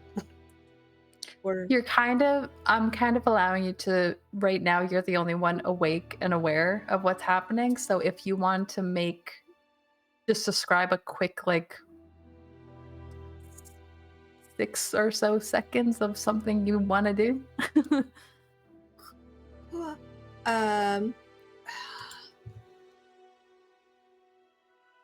As soon as there's a second person at least, right? Yes. Okay. That's what you're gathering. As soon as I see that second person, I'm going to cast a spell. So I'm going to hold that and just wait a second, just hoping I can catch them both on this. Okay. They move into the room. Maybe. You gonna cooperate? Okay. They're gonna go home. They're gonna leave. It's fine. They're moving very quietly, and it looks to Nyra like they may be looking for something because they're kind of low to the ground and scanning the room. And Megan, I need to know where you have kept all of the party's stuff. She would have been probably sleeping with a dagger under her pillow, and the bag of holding is like right at the top at the bedpost with her. Okay. You see the second person enter the room, and at the same time, Chinook barks, and Vael and Alina, you both wake to see someone entering your room. Nyra, your spell can go off first before they... I can only see one, so I can't target Sorry. both. I'm going to upcast hold person and yell very loudly.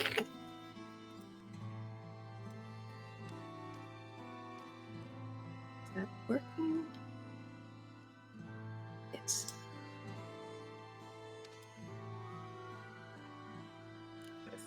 Oh, damn. That sucks. Rigged. But you yelled loudly. I yelled loudly, intruders. But I'm so mad that didn't work. Does it just nothing happens if they fail? It's whole Nothing. person. Are they- Yeah. Damn. Yeah, It's fine. they both immediately freeze. Vael, Alina, I will let you guys react since Shina kind of barked at this. I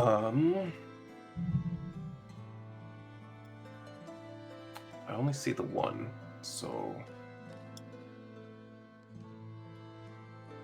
yeah, I'm gonna leap across the room to protect Chinook and Alina. Oh, my And- AC just went down a lot. I'm not dressed. Hmm. Can I make an attack? Yes, but I'm gonna reveal another entity that Okay. you see from that angle, so that Fair might enough. change your attack. Not sure. Probably get less soothing music for this. I'll give Vael a bardic inspiration. Nice. Let me check that real quick because I think Fantasy Grounds does not have it. At the top of the combat tracker, you can reveal all of them, but line of sight will still be a thing if you have it enabled, which it looks like you do. I can reveal all of them. Yeah, there's like a little eyeball at the top of the combat tracker. Will that show you how many there are? Yes. Then I So, don't want yeah. to do that. Okay. That's scary. Why say it like Vael that? has a D8. Thank you. Yeah, seeing that there's actually more than one attacker then, even before he lets out a spell, as he's leaping across the room, he's going to activate innate sorcery. And I will say you're moving across I'm going to allow that to be the time you had to react because they're not surprised by you. right. Okay. So, everyone is awake now, though, I think, as this magic went off. Now you guys can roll your initiative and we'll start from there.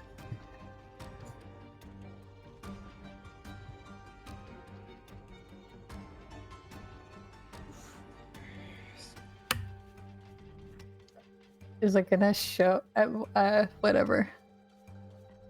I don't know if it'll show you all of this, but okay. Okay.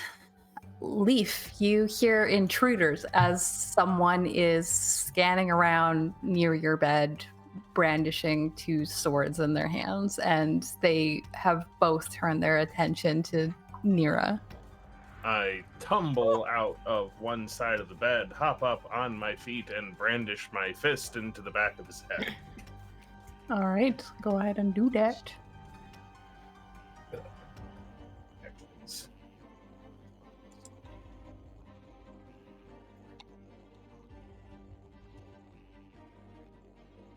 Cool.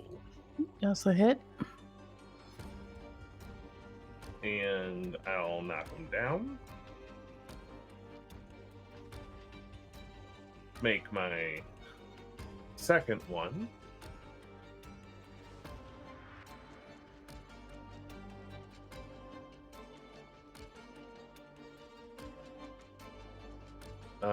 And I will use my bonus action to spend a focus point to Flurry of Blows. Do it again.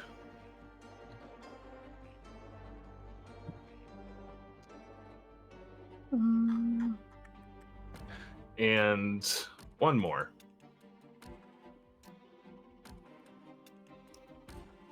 Nice. And I'm just wham this guy on the floor, and I pop up back up ready, looking at the other one as this guy is presumably taken a little bit by surprise by this. He's pretty dazed by how much power this tall, lanky looking man just pummeled him with. You hear him say, "Get in here!"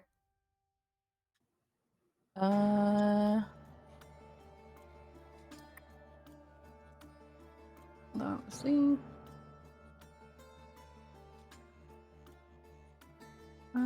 Oh, it's his turn.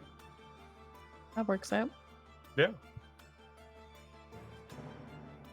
He is going to pretty much do the same thing to you, but with swords. So Nice. I'm gonna hit you back. Hopefully, maybe. He's going to make 3 melee attacks against you. Is he going to get up first?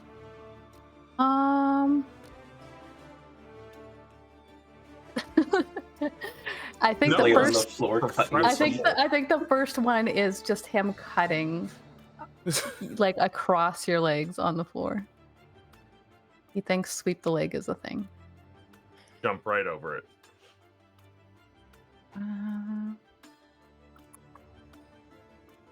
Why is he at disadvantage? He's prone. Is it the prone? Yeah, because I knocked him prone. Then he will get up.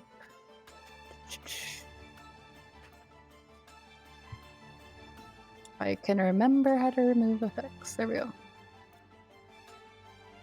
And do it again. Except I untargeted Leif for some reason. Well, that one will Oh. hit. That did.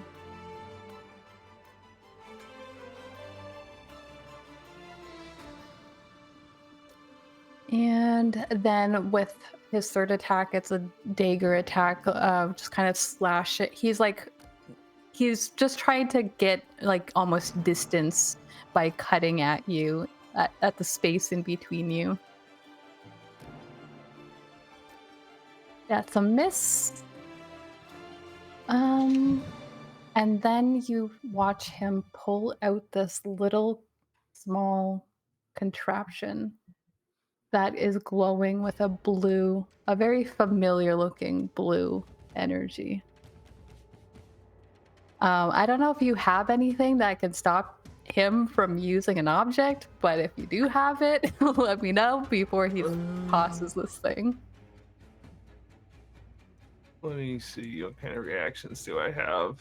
Is he throwing it at me, or? It looks like he's gonna throw it behind him to where the other two are. Interesting. No, I don't think I would. If he was throwing it at me, I'd have something. But if he's throwing it away, The like then- missiles. yeah. All right. On target. Raelynn, you wake up to see this happening, and then you see a small little blue glow coming straight at where you and Nyra are on the bed, and it just pulses with this electrical energy.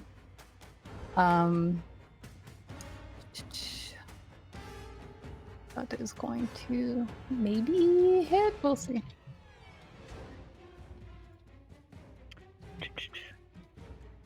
Feel When like this... Oh, sorry, go. did those both hit? No, it didn't both hit. Looks like it did. Yeah, Yeah. It One did? hit me, one hit Nyra. we don't have our armor on. Oh, okay. I can't see the hit for Nyra for some reason. Yeah. So Are you not you scrolled were. all the way down? I am. I don't. I'd like to use my reaction then to help Nyra. So whenever a creature I can see within 30 feet of you takes damage, I'm going to use my psionic energy die to do the shield. So let me do Alright. that. Put a Does it little- reduce damage? It'll reduce damage, so I just gotta hit Okay. it. I am also gonna use my reaction. Oh, are you? Yeah. No, it's gonna hit regardless. I don't think I'm gonna do warding flare and send disadvantage, There we go. but it's Okay. probably gonna hit. Okay, so you want me to roll to hit again? Yeah, it's at disadvantage, so whatever is the lower. But I will make. I'm mostly doing it for the temporary hit points I get. It's Okay. You'll get him. yeah. Yeah. That's gonna hit still. But So you'll still take reduced I- damage. Yeah, I will gain. I gotta target myself for this, I think. To get the. Do I temporary have to hit you points. first and then use that? In addition, whenever you use floating warding flare, you give the target temporary hit points equals to 2d6 plus your wisdom. This happens when I do Okay, warding alright. flare. I just don't want to accidentally kill you before you give yourself temporary hit points. Yeah. Let me get some Nice. temporary points. That's a pretty good amount. That's good. That's good. Almost half of the damage I've already taken. Yeah. Cool. Yep. And then this lightning just kind of streaks out from both of you, and you're unable to take opportunity attacks until the start of his next turn.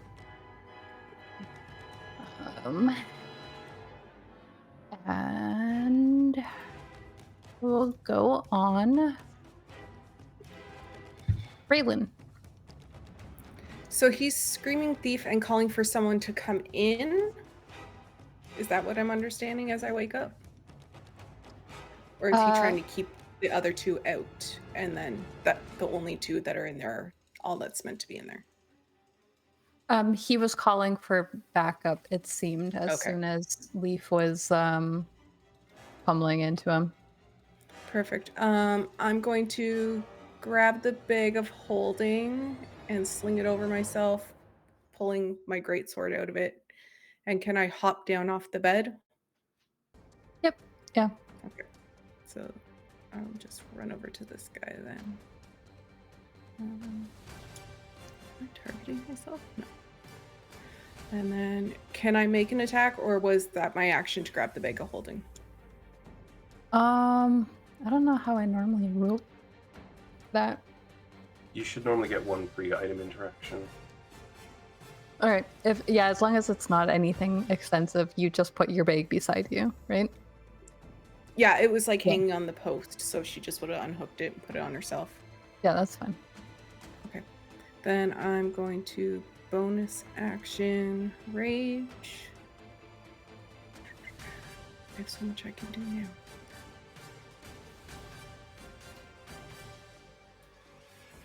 I keep looking for myself lower on the initiative because that's what I'm used to being at.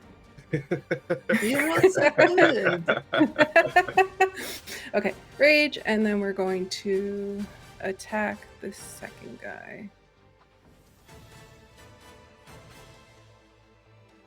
And let's do it recklessly, because I keep forgetting I can do that. Yeah, you can. Nice. Nice. Okay, now we're going to do Savage Attacker.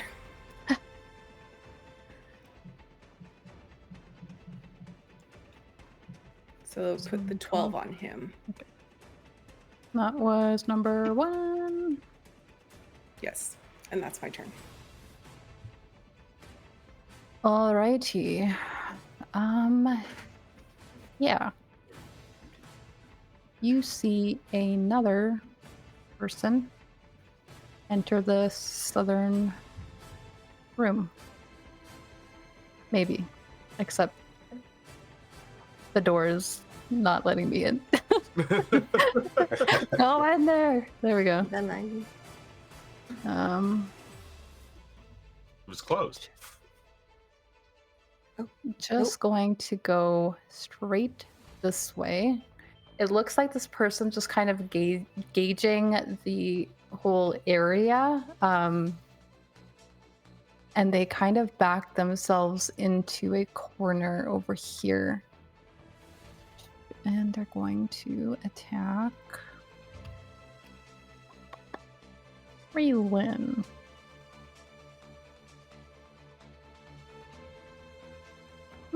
Actually, no. Leif is fucking that guy up. Yeah. You watch this hand crossbow be leveled at Leif over there. Not gonna go well for him. He gets advantage on this roll.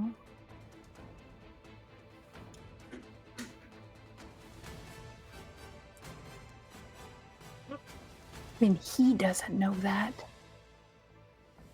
Yeah, this crossbow bolt just goes like right past Leif. I don't know if you're like super alert or if it just looks like you're you're fucking tired and this guy is just. It like whizzes right past my ear, and then I glare at him with something that says like "You're next." Oh. All right. Saucy. And I kind of wanted that to hit. Oh, well. Yeah, I know, right? Yeah. Yeah. I got you. They are going to.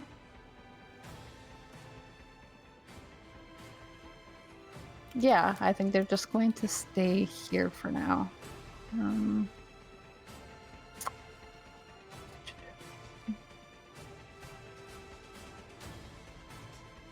Nyra. Nyra's gonna roll off the bed and get her shields. Put that back on. A little better. And then she's going to use a bonus action to just like pull out her flame blade again and hit this guy because it's 2 small quarters to cast fireball. Coward. In there.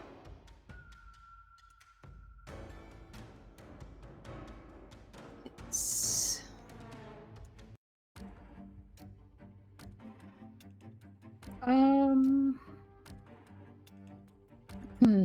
Yeah, so you brandish this fiery sword at this person who has backed themselves over here, and you just hear what the like completely shocked by the fact that you just pulled a fire sword out of nowhere. Out of her pajamas. Yeah, and he's like, they're casters. Maybe. That's her turn. And that brings us. Wait, why are you skipping? Why are you skipping his turn? Oh, because he's not shown on the tracker. There we go. This guy. Oh no, I was really hoping we would go first. Yep. You'll be fine. I have an AC of 13 right now. Well, he's near me. You'll be fine. Maybe. It's funny because I can see him, but I can't see you guys on the tracker, on the map. This is a guy floating. Yeah, I can see towards us. one of your enemies, but I can't see any of the rest of y'all. So I keep flipping between my map and the stream. Vael. Obviously, you are the target here, so Yeah. he's gonna make a couple of attacks on you. Perhaps. Attack the naked elf. Not doing so hot so He's far. distracted by what he sees. Yep. It is probably really distracting that you jumped out of bed, lunged at him naked. But he's gonna continue to try. Hey! That's a hit. Nope. Shield. Yep. This motherfucker. Give me 1 second. I have so many things on my spell tab now. Yep. Alrighty. Yeah. Literally, as he's swinging his blades, Vael's just blocking each of them with his forearms, and then as one's just about to get close to his abdomen, this pulse of lightning kind of stops it in its tracks.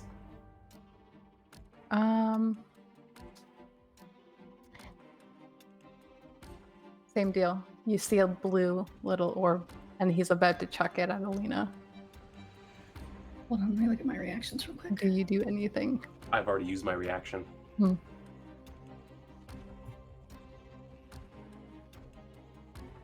All I could do is silvery barbs. He has to roll for that. For me to stop it.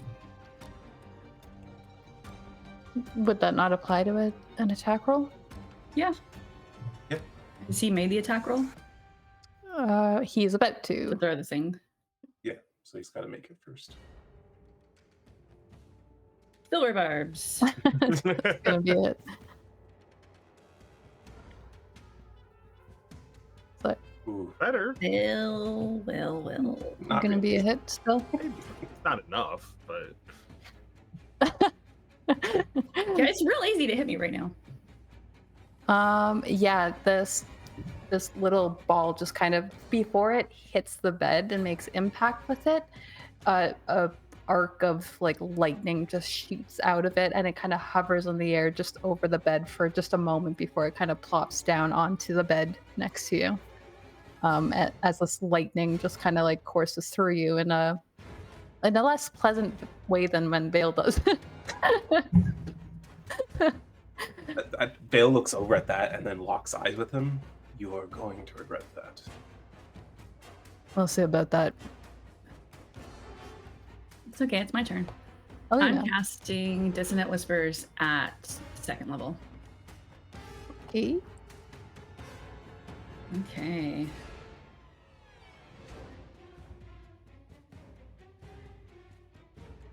Nice. Hold on, I gotta roll more extra. Do I have any inspiration? you do. You have 2. 14, because I forgot to add the extra one before I clicked to roll and I upcast it. So add 2 more to what? And Dissonant Whispers, what's the pass fail on that? 16. And like the failing is he runs away. Mm-hmm. Which will Okay. provoke an opportunity attack from Vael. If you have a reaction. I don't at the moment. Damn it. But he will be further away. Yes, that is true. But he's only got 5 feet to move in the hallway. Actually, yes, wait. Then I can also step into the What? hallway. Did I do that? Right? Yeah, it's fine. Okay. I was trying to make sure I was doing the order of operations properly. Where would further away from you be? I guess down the hall. Yeah, no, he has to move straight directly away from her. Straight? Yeah. Maybe. So it's like that. By the most Yeah. direct route available, I think. He's there.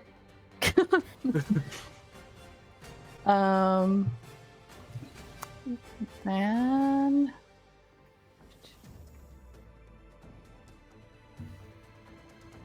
this guy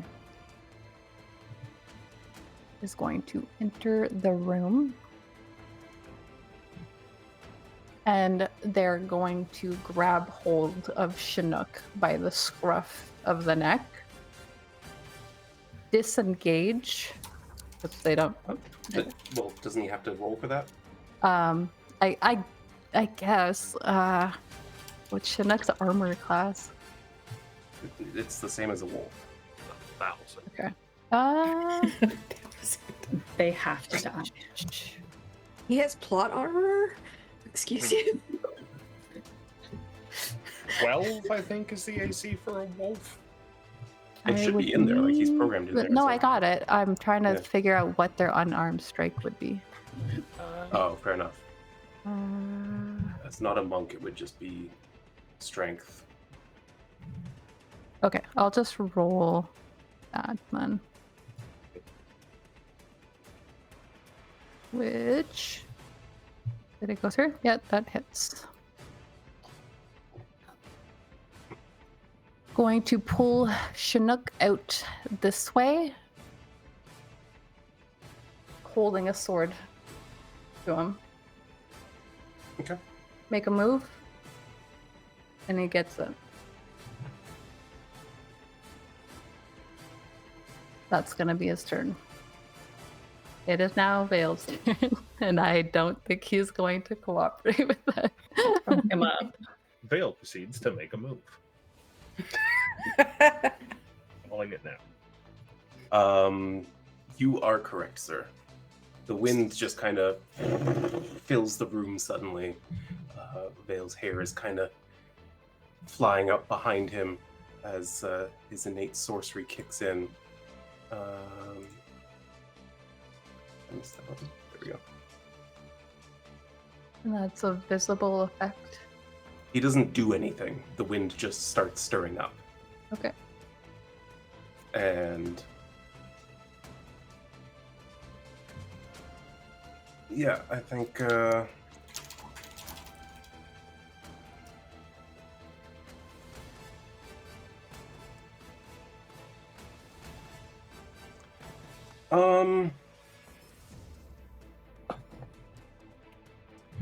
so I assume he has a ready to action. Yes.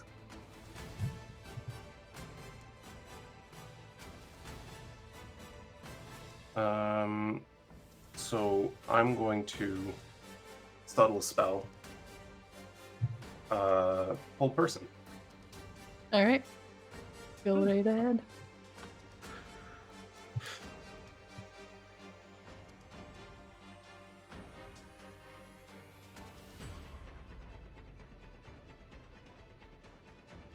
That is a Okay. failure. That's Okay. incredibly satisfying. Yup. So yeah, what does that so- look like? Go ahead. Yeah, the wind suddenly kicks up, and before this guy can even identify if Vael's doing anything, he's just standing there staring at him. And then as the wind suddenly starts stirring around him, and before he can figure out what's about to occur, it all just seems to condense in on him and form like a solid barrier around his body. If you wouldn't mind excusing me, he steps across the room, pulls Chinook's collar free from his paralyzed hand, and then just kind of grips him at the face as lightning kind of comes up his arm. You are about to die in the most painful way imaginable. And that's the end of my turn. They can't talk, right? While they're. I don't believe so. I don't know. Is it like the falteringly sort of talk, or?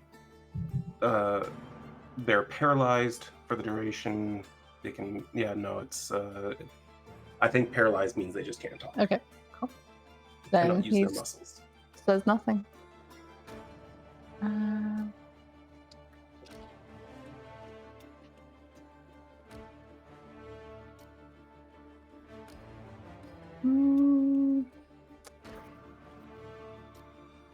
Raelynn, you attacked this one that's right next to you, right? Mhm. Alrighty then. You see the 3 people in the room, and still you hear the man say, "Where the hell is he? Get in here!" And he like shouts to somebody that you don't see. But this one here, Raelynn is going to make an attack with their sword. With because reckless. Reckless.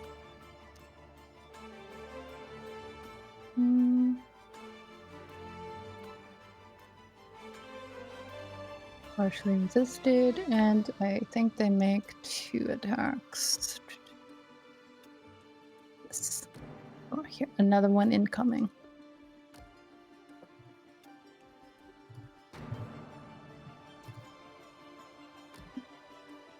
You are getting like cut up by this person, but like I don't. How does it look? The fact that you're just like kind of staring there, focusing them down, but you're like resisting all of their attacks at the I same feel time. they're like making the contact. Like it is definitely like shredding her like pajama shirt or whatever. And like she is bleeding, but she's just so focused in on like what this man tried to do that she doesn't even feel the pain. Like she is just so focused in on solving this problem.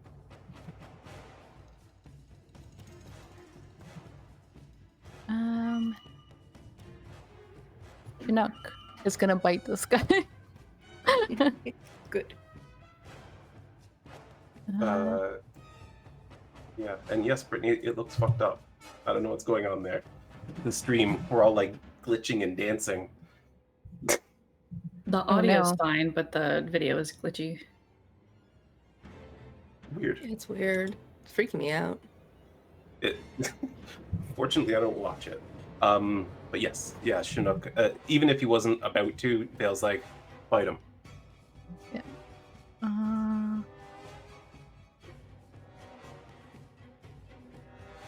And I think they need to make like a strength saving throw or something when he does it. Do the damage. Can you get knocked prone while you're being held person though? Like, is there even No. any point? I don't think so. think But they- also, Did there, right? I think they just can't move. They're not restrained. Like they're not. They physically That's- can't move themselves. But I that don't. is fair. Yeah. Okay. See what happens. And Yeah, also take that's that. supposed to be a critical hit. It's supposed to be a critical? Yeah. So add 8 to that. Okay. He's not incapacitated. Oh yes, he is. Yeah, it's part of paralyzed. 3. So 14. All right. I think. Are you like letting go of Chinook? Because I think he will move back. I pulled his Okay. collar free, and then. I think he's gonna go up onto the bed with Alina and just growl at the Good boy. Leif. Yes. A punch. Punch.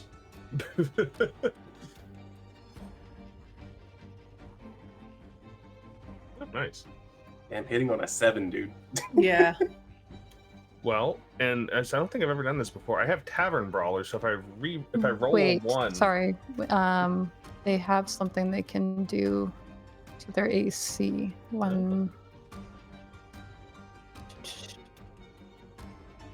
Nope.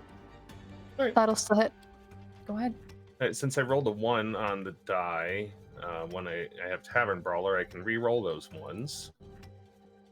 So give him an extra 5.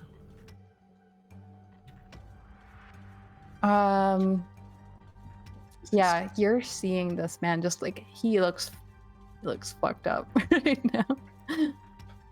Another, and I'm not gonna try and kill him, I'm gonna try and knock him out. We can always kill him later.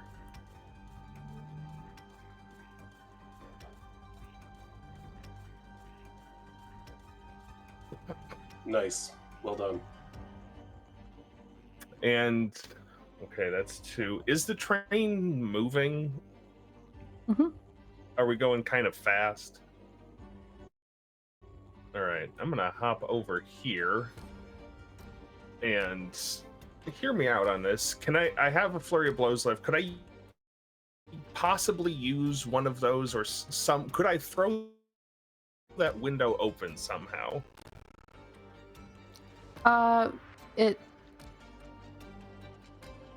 It's like a weird. You would have to break the glass. Is Okay. there's like a spiral sort of situation.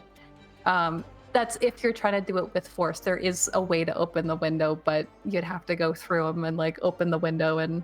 I'm hoping with my long do it arms I might be able to reach. Yeah, that's fair. That would be an object interaction, so you could. Okay, so that would be my one for the turn. Yeah, Go gadget window opener. I think. it's kind of like a latch, and then the whole circular thing would pop out. Okay. Yeah, I'll do that, and then I'll make an attack on this guy. All right. Yeah. Where'd Fantasy Grounds go? I think I fixed the stream problem now. Hey. Oh, I never untargeted that other guy. Oopsie. Okay, so I missed that guy. I got another one.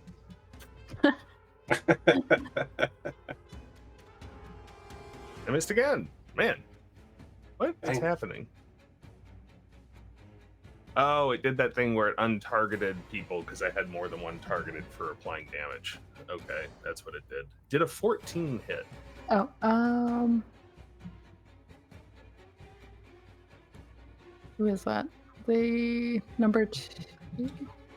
Yeah, I think it's number 2. That misses. Misses. Okay, yeah, I just... But, in the close space, having thrown the window open behind him, it's able to duck around my punching. Yeah. I think everyone in the room kind of gets the idea of what you're going for, having spent a little bit of time just opening the window and then missing those two attacks. Yeah.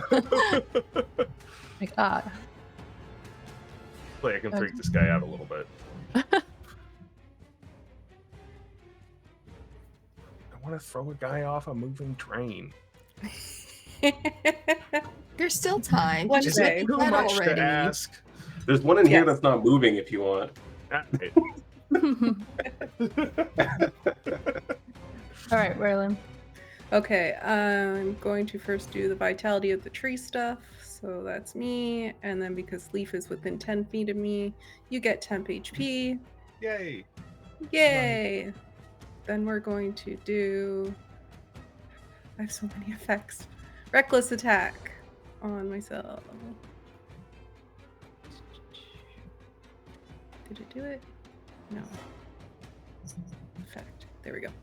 And now I'm going to target this guy and hit.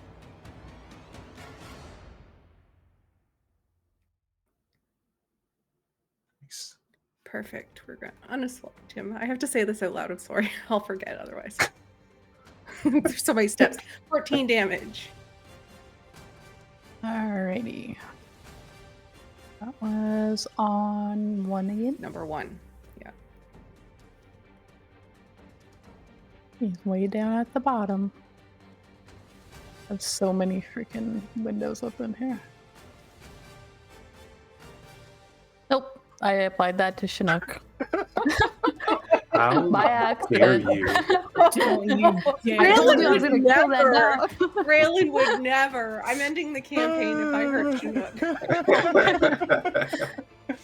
We just see Megan's whole desk flip over and just That's show it. up. The mouse No. just like unclicked at the worst time. Does he look hurt?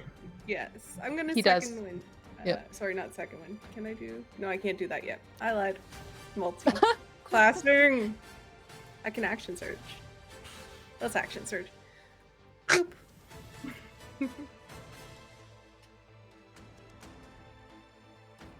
That's a hit. And then we're going to use a psionic dice, and we're going to pump an extra bit of damage in this.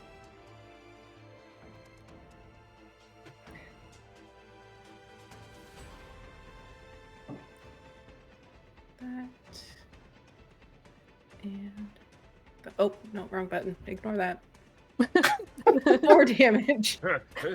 He's dying, anyways. Sorry, what am I drinking over here? It doesn't matter, he's dying. It Oh, doesn't. he's He's dead. dying. Okay. Yeah. what does this look like then as Raelynn takes I this just guy accidentally rolled to hit him. out? I think she like would have looked to Leif to see that he like knocked the guy out and just nodded approvingly because that was her idea. And then she just turns back with this greatsword and just like jams it in his stomach and then pulls it out. Alrighty. Yeah, this guy just like collapses under the attacks from Raelynn. And you just hear fucking bitch as his blood just splatters out of his mouth. She's not even looking at him. She literally just like stabbed it behind her into his gut. And, like pulls it out and is looking forward at the Not other even guy. worth looking at. End of turn? Yep.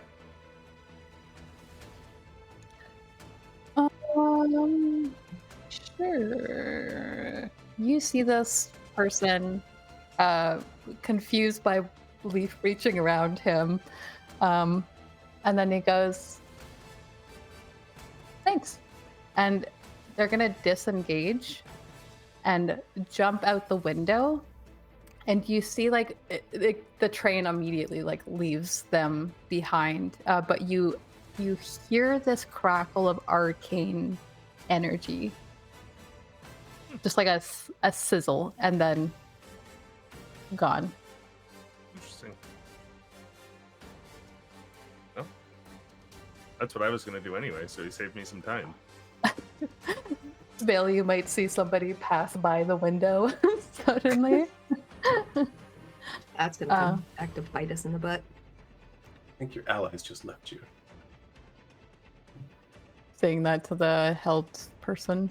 Yeah, the paralyzed guy on the ground. I'm gonna keep that on. Nyra. Oh yes. I am so hurt.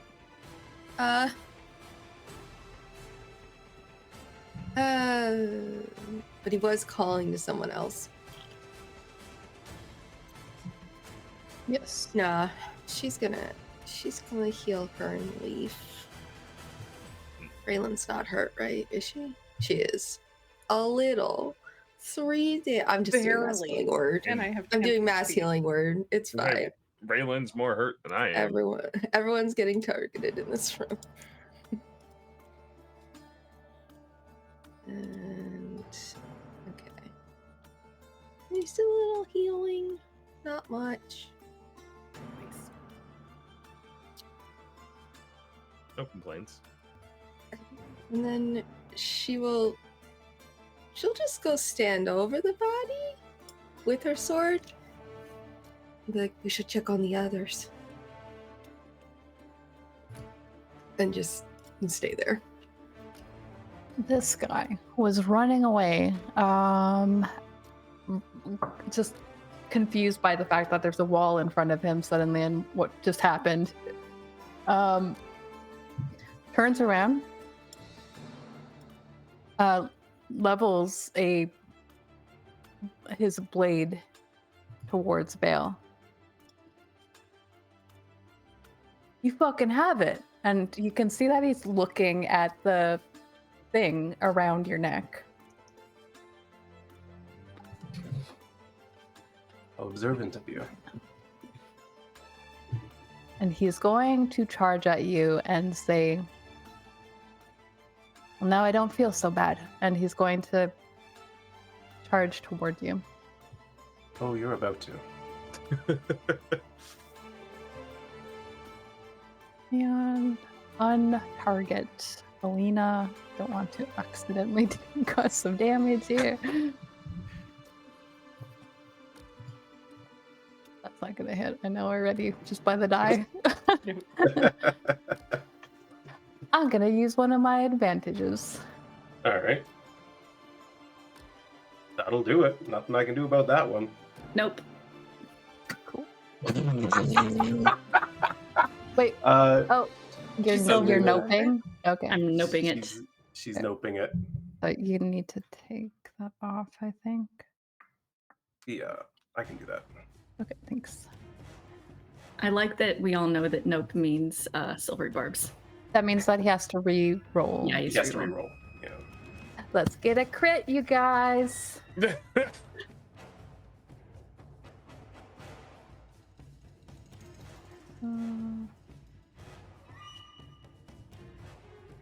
That's a miss. He has 2 more attacks though, so let's do this. That's a miss. That's also a miss. There's that first attack looks like it's so close. It's just about to hit. Then there's this weird warping of reality as Alina affects the room. And Vael just kind of sidesteps at the last second. Then as the follow-up attacks come in, once again, just forearms blocking both of them. I feel really bad for what is about to happen. Okay. Little blue orb. Mm-hmm. Chinook and Alina are right next to each other. Mm-hmm. We have a cleric. But I'm not gonna switch the way that I was playing these characters, so let's do that. Let's do it. Use my reaction. He's in melee with me, so that attack's at disadvantage, right? That's a good point. He is throwing something in. Thank you. Oh yeah. Did that do all of them with disadvantage? I only saw 3 die. One of them was balanced out because you were targeting himself or something. No, Chinook is No. prone right now, so it canceled it out. Why is he prone? Because Vixx accidentally killed him and it gave him the prone condition. Okay.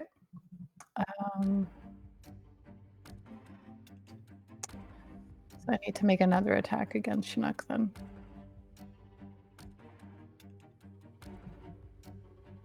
Okay. I guess I'll just leave it prone so that it continues to cancel it out. Fair. Nope, that's the wrong one. Damn it. Okay.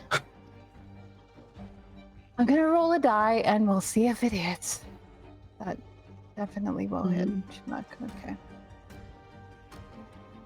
Now make sure this guy is attacking both of them. There we go.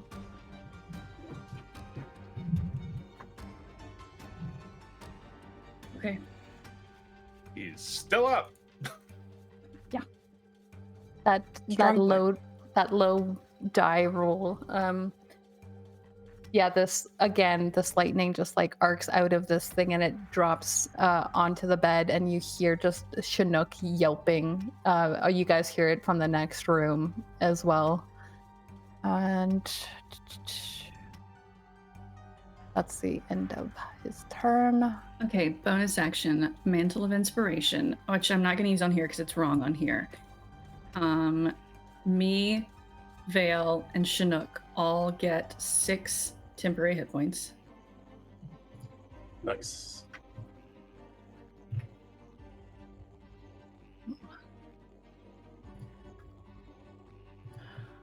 There's the right spot. Okay, now I want to 3rd level cast Dissonant Whispers on this fucker, who is still targeted by me. Where are you? There you are.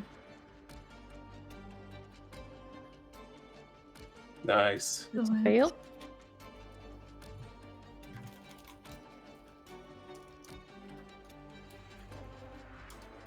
Why did that not? It didn't do any damage on him. Why did it not? He's targeted. I didn't see it roll anything. That was Yeah, it weird. didn't roll. What is happening? Hold on. Here we go. There we go. A lot of Nice. dice. Yeah, and normally I want them to be, I want to pull from their memories when I make them afraid. No, I want him to be afraid of me. So what is he seeing then as he's like running away from you? Shadows pulling in, just scary, terrifying, beautiful yet horrific witch of his nightmares. As Vael, do you have a reaction to be able I to? sure do. And as he turns to flee from Alina's magic, Vael kind of straightens out and he goes, "Oh, you want to die painfully too? Okay." And he reaches out with Shocking Grasp.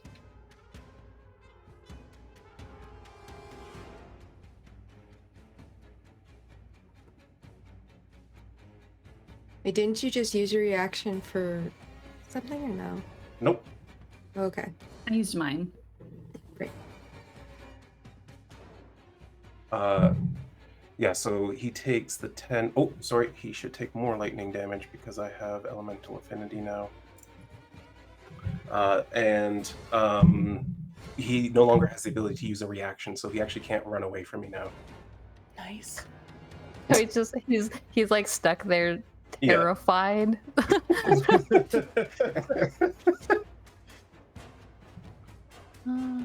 Get him. Let's see. Who do we even have left here? We have the This whole guy. person, Yeah. So do I? Is this something I'm doing at It the should. start of? It might automatically do it, but it does that at the end of his turn. So if you switch to my turn, Okay. it should automatically do it, and if it doesn't, you can roll for him and see if he removes it. It not. didn't, so you can...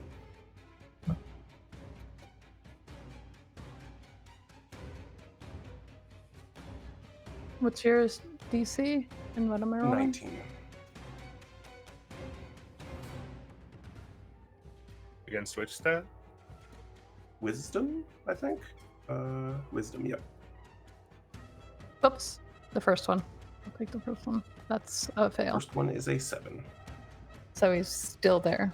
He's still paralyzed on the ground. Right. And as Vael's Oh. holding this one guy and running lightning through him, he's actually just going to reach over to the other guy on the ground with his foot and twin cast another Shocking Grasp.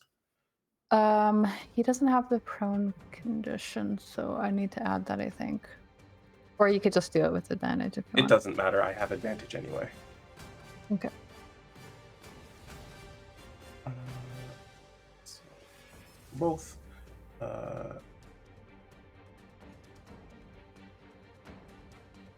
Nice. Mm. And Those are gonna hit. another blast of lightning goes out from him, including the extra 5 And from his. Shouldn't it be a elemental crit too? Oh, that's right. That should be a crit. So that's also an additional 16 to the guy on the ground. I think that kills him. Cool. Nice. Just go dump all the bodies out the window.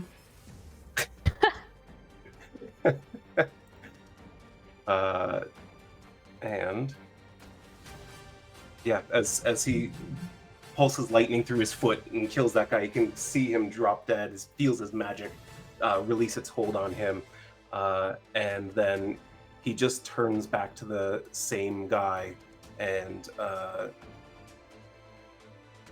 he's going to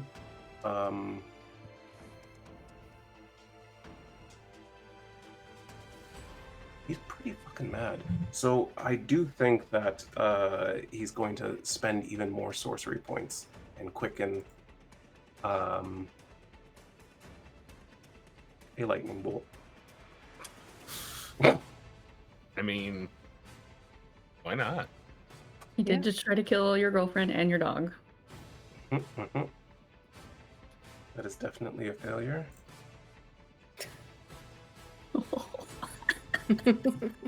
Yeah, so this guy goes to run from him. He grabs him and electrocutes him, and then puts his foot on the other guy, electrocutes them both a second time, and then puts both hands on him.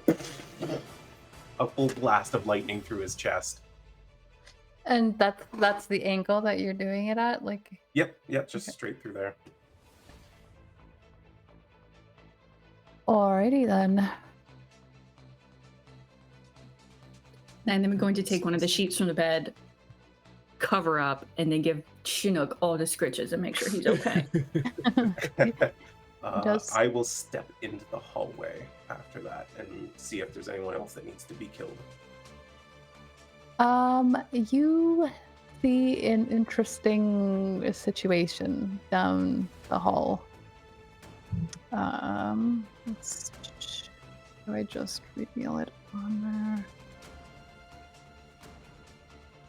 One.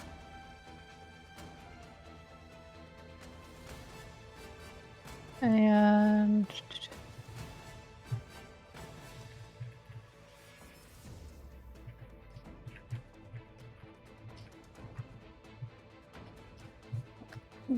down the hallway, you see one of these guys, like one of the more nimble moving, like the one that you were Like holding. Yeah.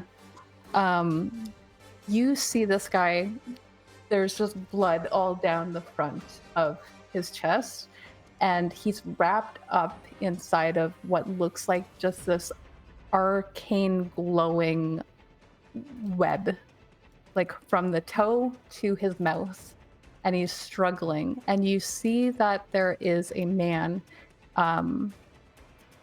elvish.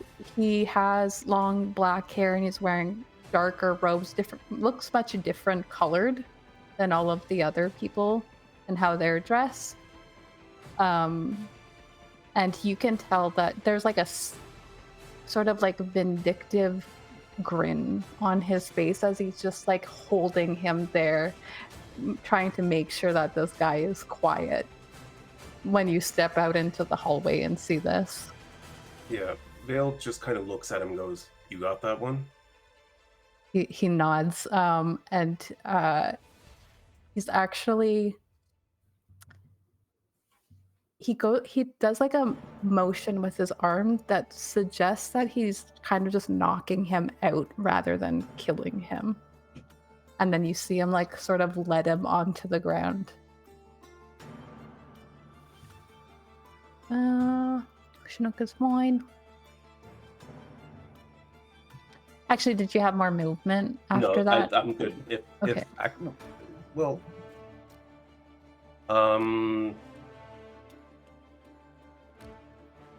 I don't see anyone else at all. No. All right, then I think other than I'm rather than moving, I want to keep my eyes on this doorway for now. He'll call down to the other room. You all right in there? Will poke my head out. You see the same situation. Some guy is at the end of the hall, laying in unconscious body.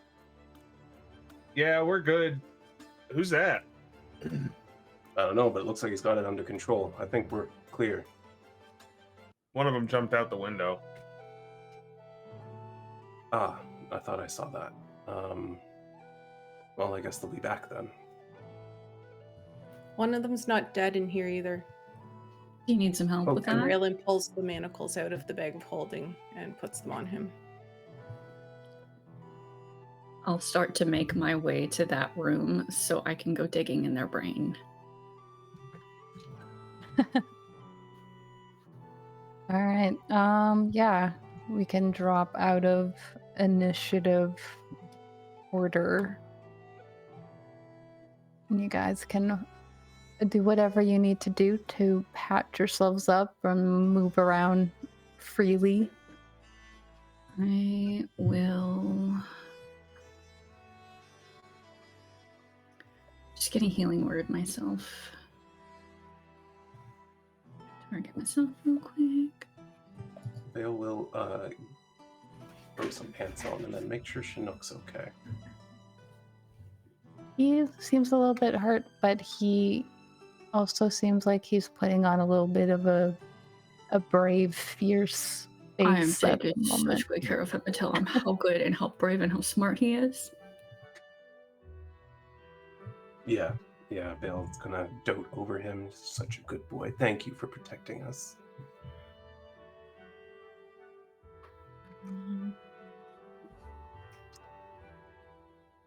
And yeah, in my bedsheet toga, I'm gonna go poke around. Yeah, I'll follow along.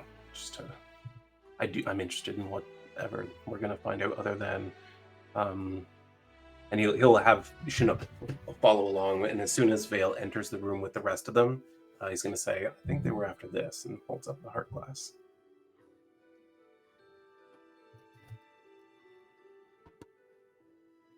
Do you know who they were? Never seen them before. Should we wake him up and find out? That would be great. I suspect Chis'dana hired them, but maybe not. Nyra's gonna step out of the room. She doesn't like being in there for interrogations. Raelynn's gonna do what she always does and stand door. She's gonna watch them, make sure it goes okay, but make sure no one else comes to attack them. When you are ready to interrogate, I'll use the necklace, and then I'll dig deep. Leif will grab him by the collar and shake him. Good morning, sunshine.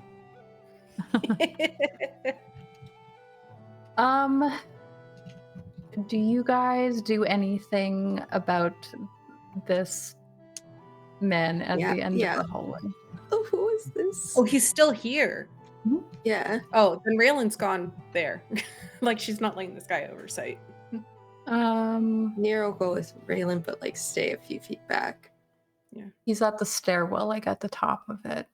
And you can see that this guy has, it looks like one of the bracelets, but it looks kind of like a collar around his neck.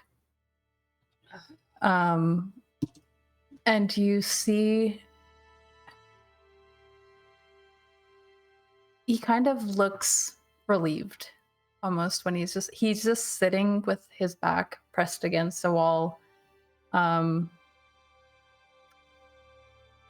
And when Raelynn and Nyra come over, he doesn't really say anything. He just kind of looks at you guys expectantly, like he knows he's not really supposed to be here. So Have we seen him at all on the train, like from any of our snooping or like? Okay. nope. Crazy. I think Raelynn's just gonna like walk up to him and take her sword and like do the like chin lift thing and she's just gonna be like, talk. I have a healer here that can help you if you're handy to what I need, but if you don't tell me what I want to hear, you have a blade to your throat.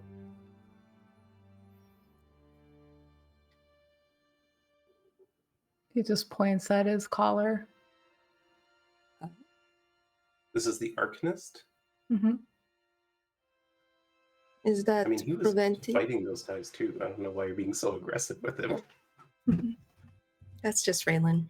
He's still a in rage stranger. I don't know Yeah. who the fuck he is. Like he's in our Raelynn room. heard Why is stranger that? danger and took it Yeah. real serious. Plus, I wasn't there to see any You of didn't- him. Yeah. You didn't say Like anything. so, Hmm. she just is like, Is the collar stopping you from talking?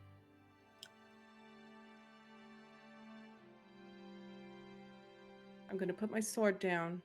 Don't try anything. She's gonna put her sword on the ground and try and take the collar off. Do you want me? I could.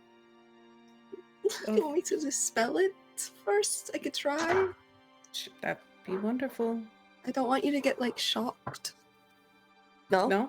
He's just kind of like he's gonna stand up and he's kind of holding his hands out like he's trying to make a motion to go towards where Vael was fighting.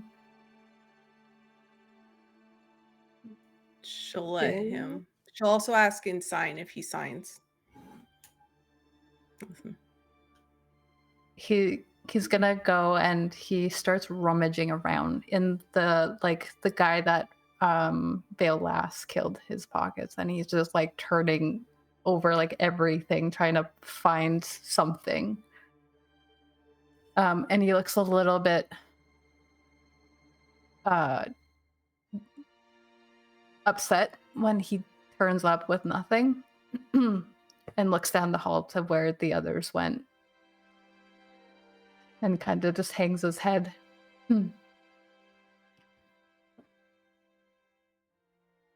He's gonna like continue to like, A motion for him to like. and I think I'm he's watching now. you, but keep walking. I think he's now just gonna hang by the door, seeing that this guy is being kind of like jostled awake for interrogation. Yeah, this guy, he seems fucking out of it. Like, you pummeled the shit out of his head, so he's probably concussed. He looks Plan. yeah, he just looks a little bit like,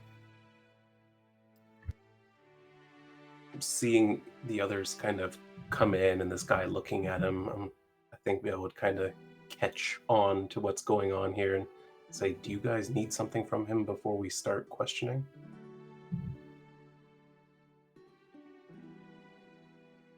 like, A little. he'll kind of help himself if any of you guys let that happen, and he's going to start rummaging around in this guy's pocket, and you hear him as you roused him awake. You hear him say, "Filthy traitor," as this guy just completely ignores him and goes about rummaging around in his pockets until he finds this little small, like, it's like a polished gem. Like, I wouldn't say it's a rock with a rune on it, but it's a gemstone sort of, and he pulls that out. And he kind of lifts his long hair on the back of his neck and just, you can feel like you can hear that arcane pulse in the air as it just kind of comes free. And you do note that, kind of like the bracelets, there's like no seam on it. It was just completely, it was, if you looked at it, you probably wouldn't and know how it works unless you knew how it worked, essentially. And as soon as that's off, you just hear, "Oh, that's better. Thank you. And thank you for not slicing my throat." He looks at Raelynn. Yeah. That's fair. I was sent here to recover some things from all of you. Had a change of heart? I didn't want to do it in the first place. In case you couldn't tell, and he kind of just tosses the necklace onto like the bed. By whom?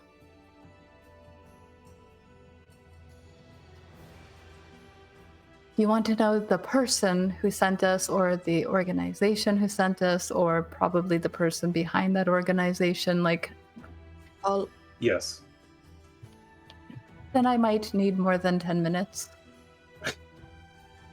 we can go somewhere else while they deal with him. Why don't we question them separately and then we'll see if everything lines up.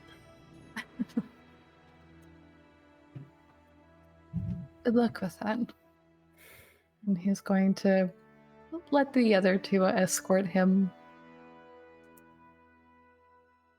down. We're gonna go downstairs to like You could go to our room. Yeah. We'll just swap rooms.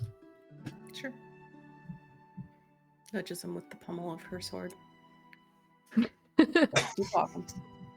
I feel like we need tea. You're on Raelynn right now. You're tired. They're doing good cop, bad cop over there. Yeah. Unintentionally, this is just their attitude tonight. I really want to see this play out now. Yeah, me Like, too, completely actually. different. I was Are you picturing still going happy with them, to but do- this is better. You don't wake up Yes. Raelynn. She's mean when she gets woken up. Nyra's like, I need caffeine. Yeah. This is gonna be great. I'm ready for it back. We'll bond over this. Which room is Leif referring? I think he was gonna go talk to our the one that he punched out. He was gonna be there for that. So Vael, Alina, and Leif are interrogating this guy that just woke up, and Nyra and Raelynn are chaperoning the other guy and about to pace around with very good cop, bad cop energy. Where were you? All right. What do you want to ask the Okay, we'll start with team has interrogated before. Smart choice. Smart choice. What do you guys want to ask?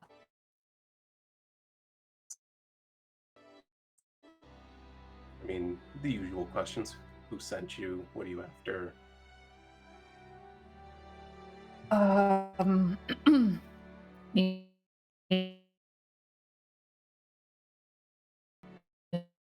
going digging.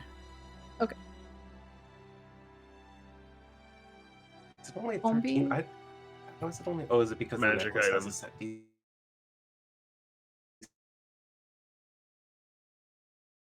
Oh, It's fine, he failed.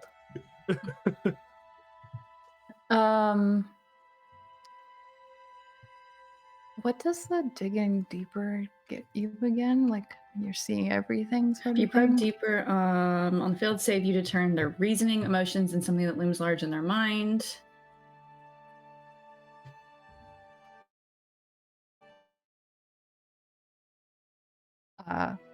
Who are you? Who sent you?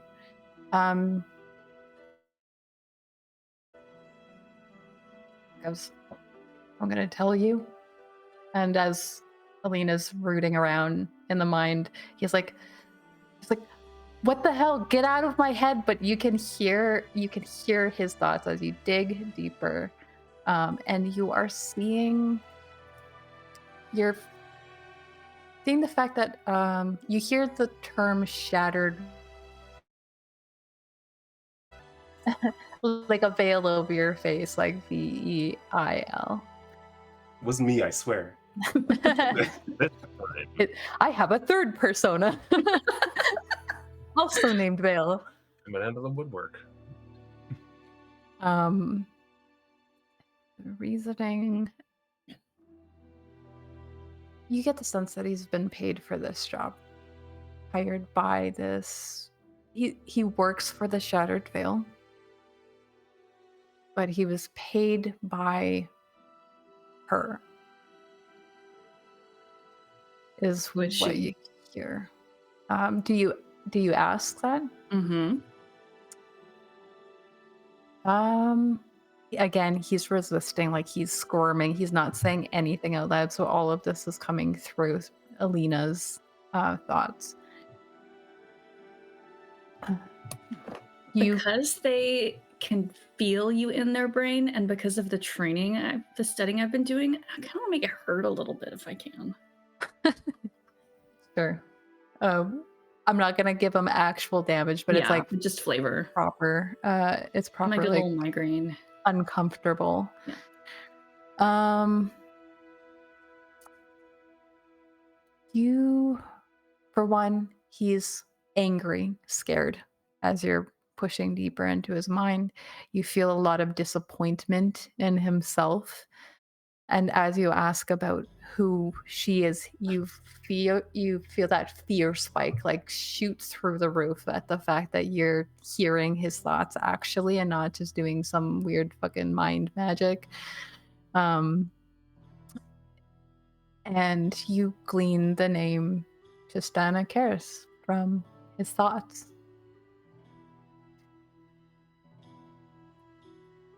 What is a Shattered Veil?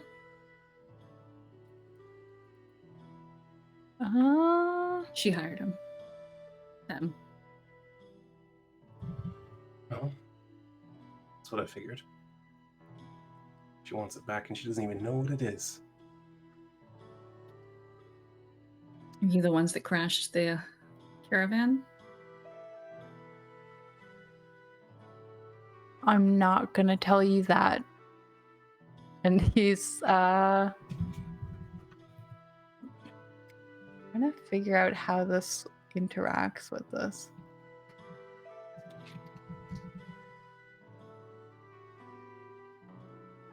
You hear just a loud yell as you start to pull this information from his mind, and this man just starts seizing on the ground, like going into a full state of shock. And you can see that he's like choking on something. It doesn't seem like you don't see any of the foam stuff that you've seen before, but his eyes just roll to the Since back of his head. I'm in his mind. Can I tell if someone else is there too? You know what? Roll me an Arcana check.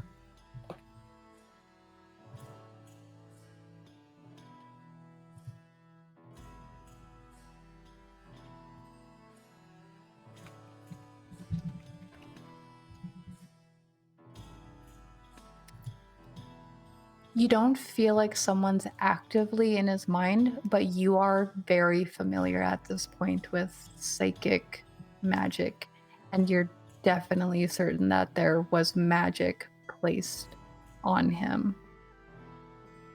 You're feeling an effect of magic in there.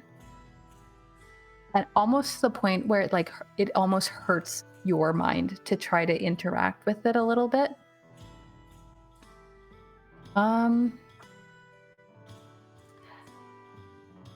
Yeah.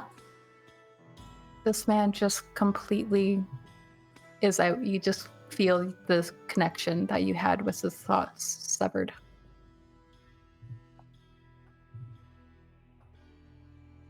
I learned this from you, Shanks.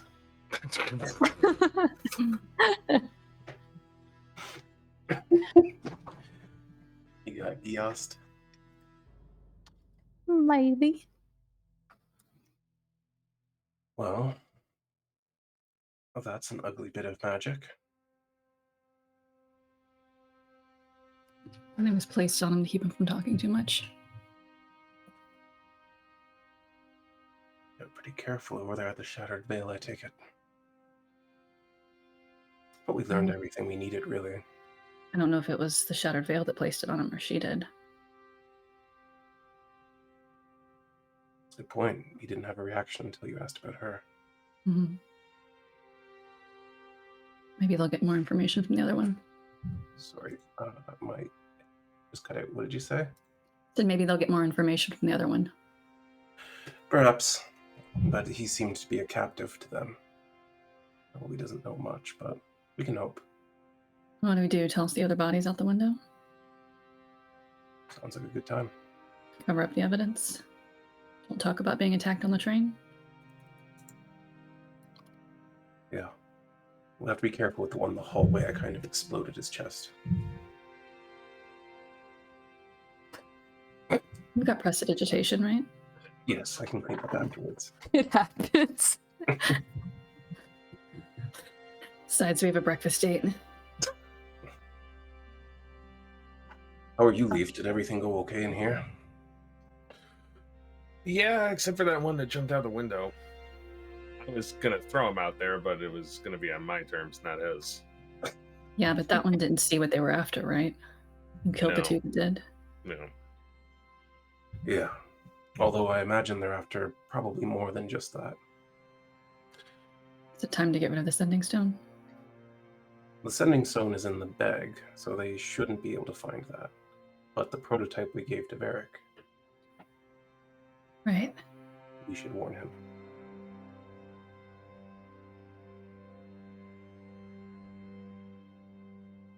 All right. How's everyone doing? Do we want to end here and continue on with the rest of the other room next week, or do we want to finish up the night and I'm struggling. all right. The stream is also struggling, so it might be best. We'll open Yeah. on Good Cop, Bad Cop next week. Yeah. We have planning time now.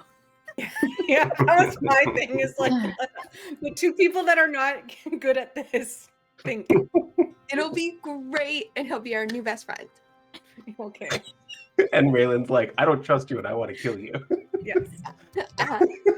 Before we end the night, and as everyone's kind of settling into like a less heightened state of like concern and rage on Raylan's behalf, but gone.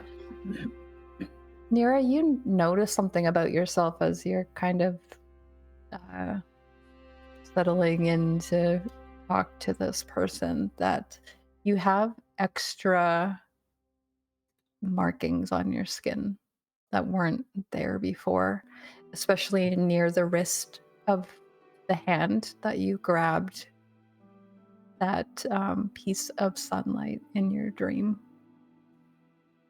And you kind of just focusing on it a little bit, you can feel more of kind of like the innate sort of magic that you have. There's something in there you feel like to play around with. So I'll just tell you, you got a new boon from your god, and you're gonna be able to what it's gonna do is it's a two-part boon, one that's like constantly in effect, which is Truthfire. You gain advantage on insight and persuasion checks, especially when confronting deceit, and you gain resistance to radiant damage. The other part is a once per long rest thing. As an action, you can release a burst of searing sunlight in a 5-foot wide, 40-foot long beam, and they have to make a con saving throw against your spell save DC, or take 48 radiant damage, and they cannot benefit from being invisible or hidden until the end of your next turn. 4d8? Yeah. That's a shape changer, makes that with disadvantage. It's basically like a modified moonbeam that you can shoot that way. And I will give you all of those details later. But yeah. Crazy night again. That seems to be this party's MO. Just one crazy night after another. And I think one day we'll get an uninterrupted long rest.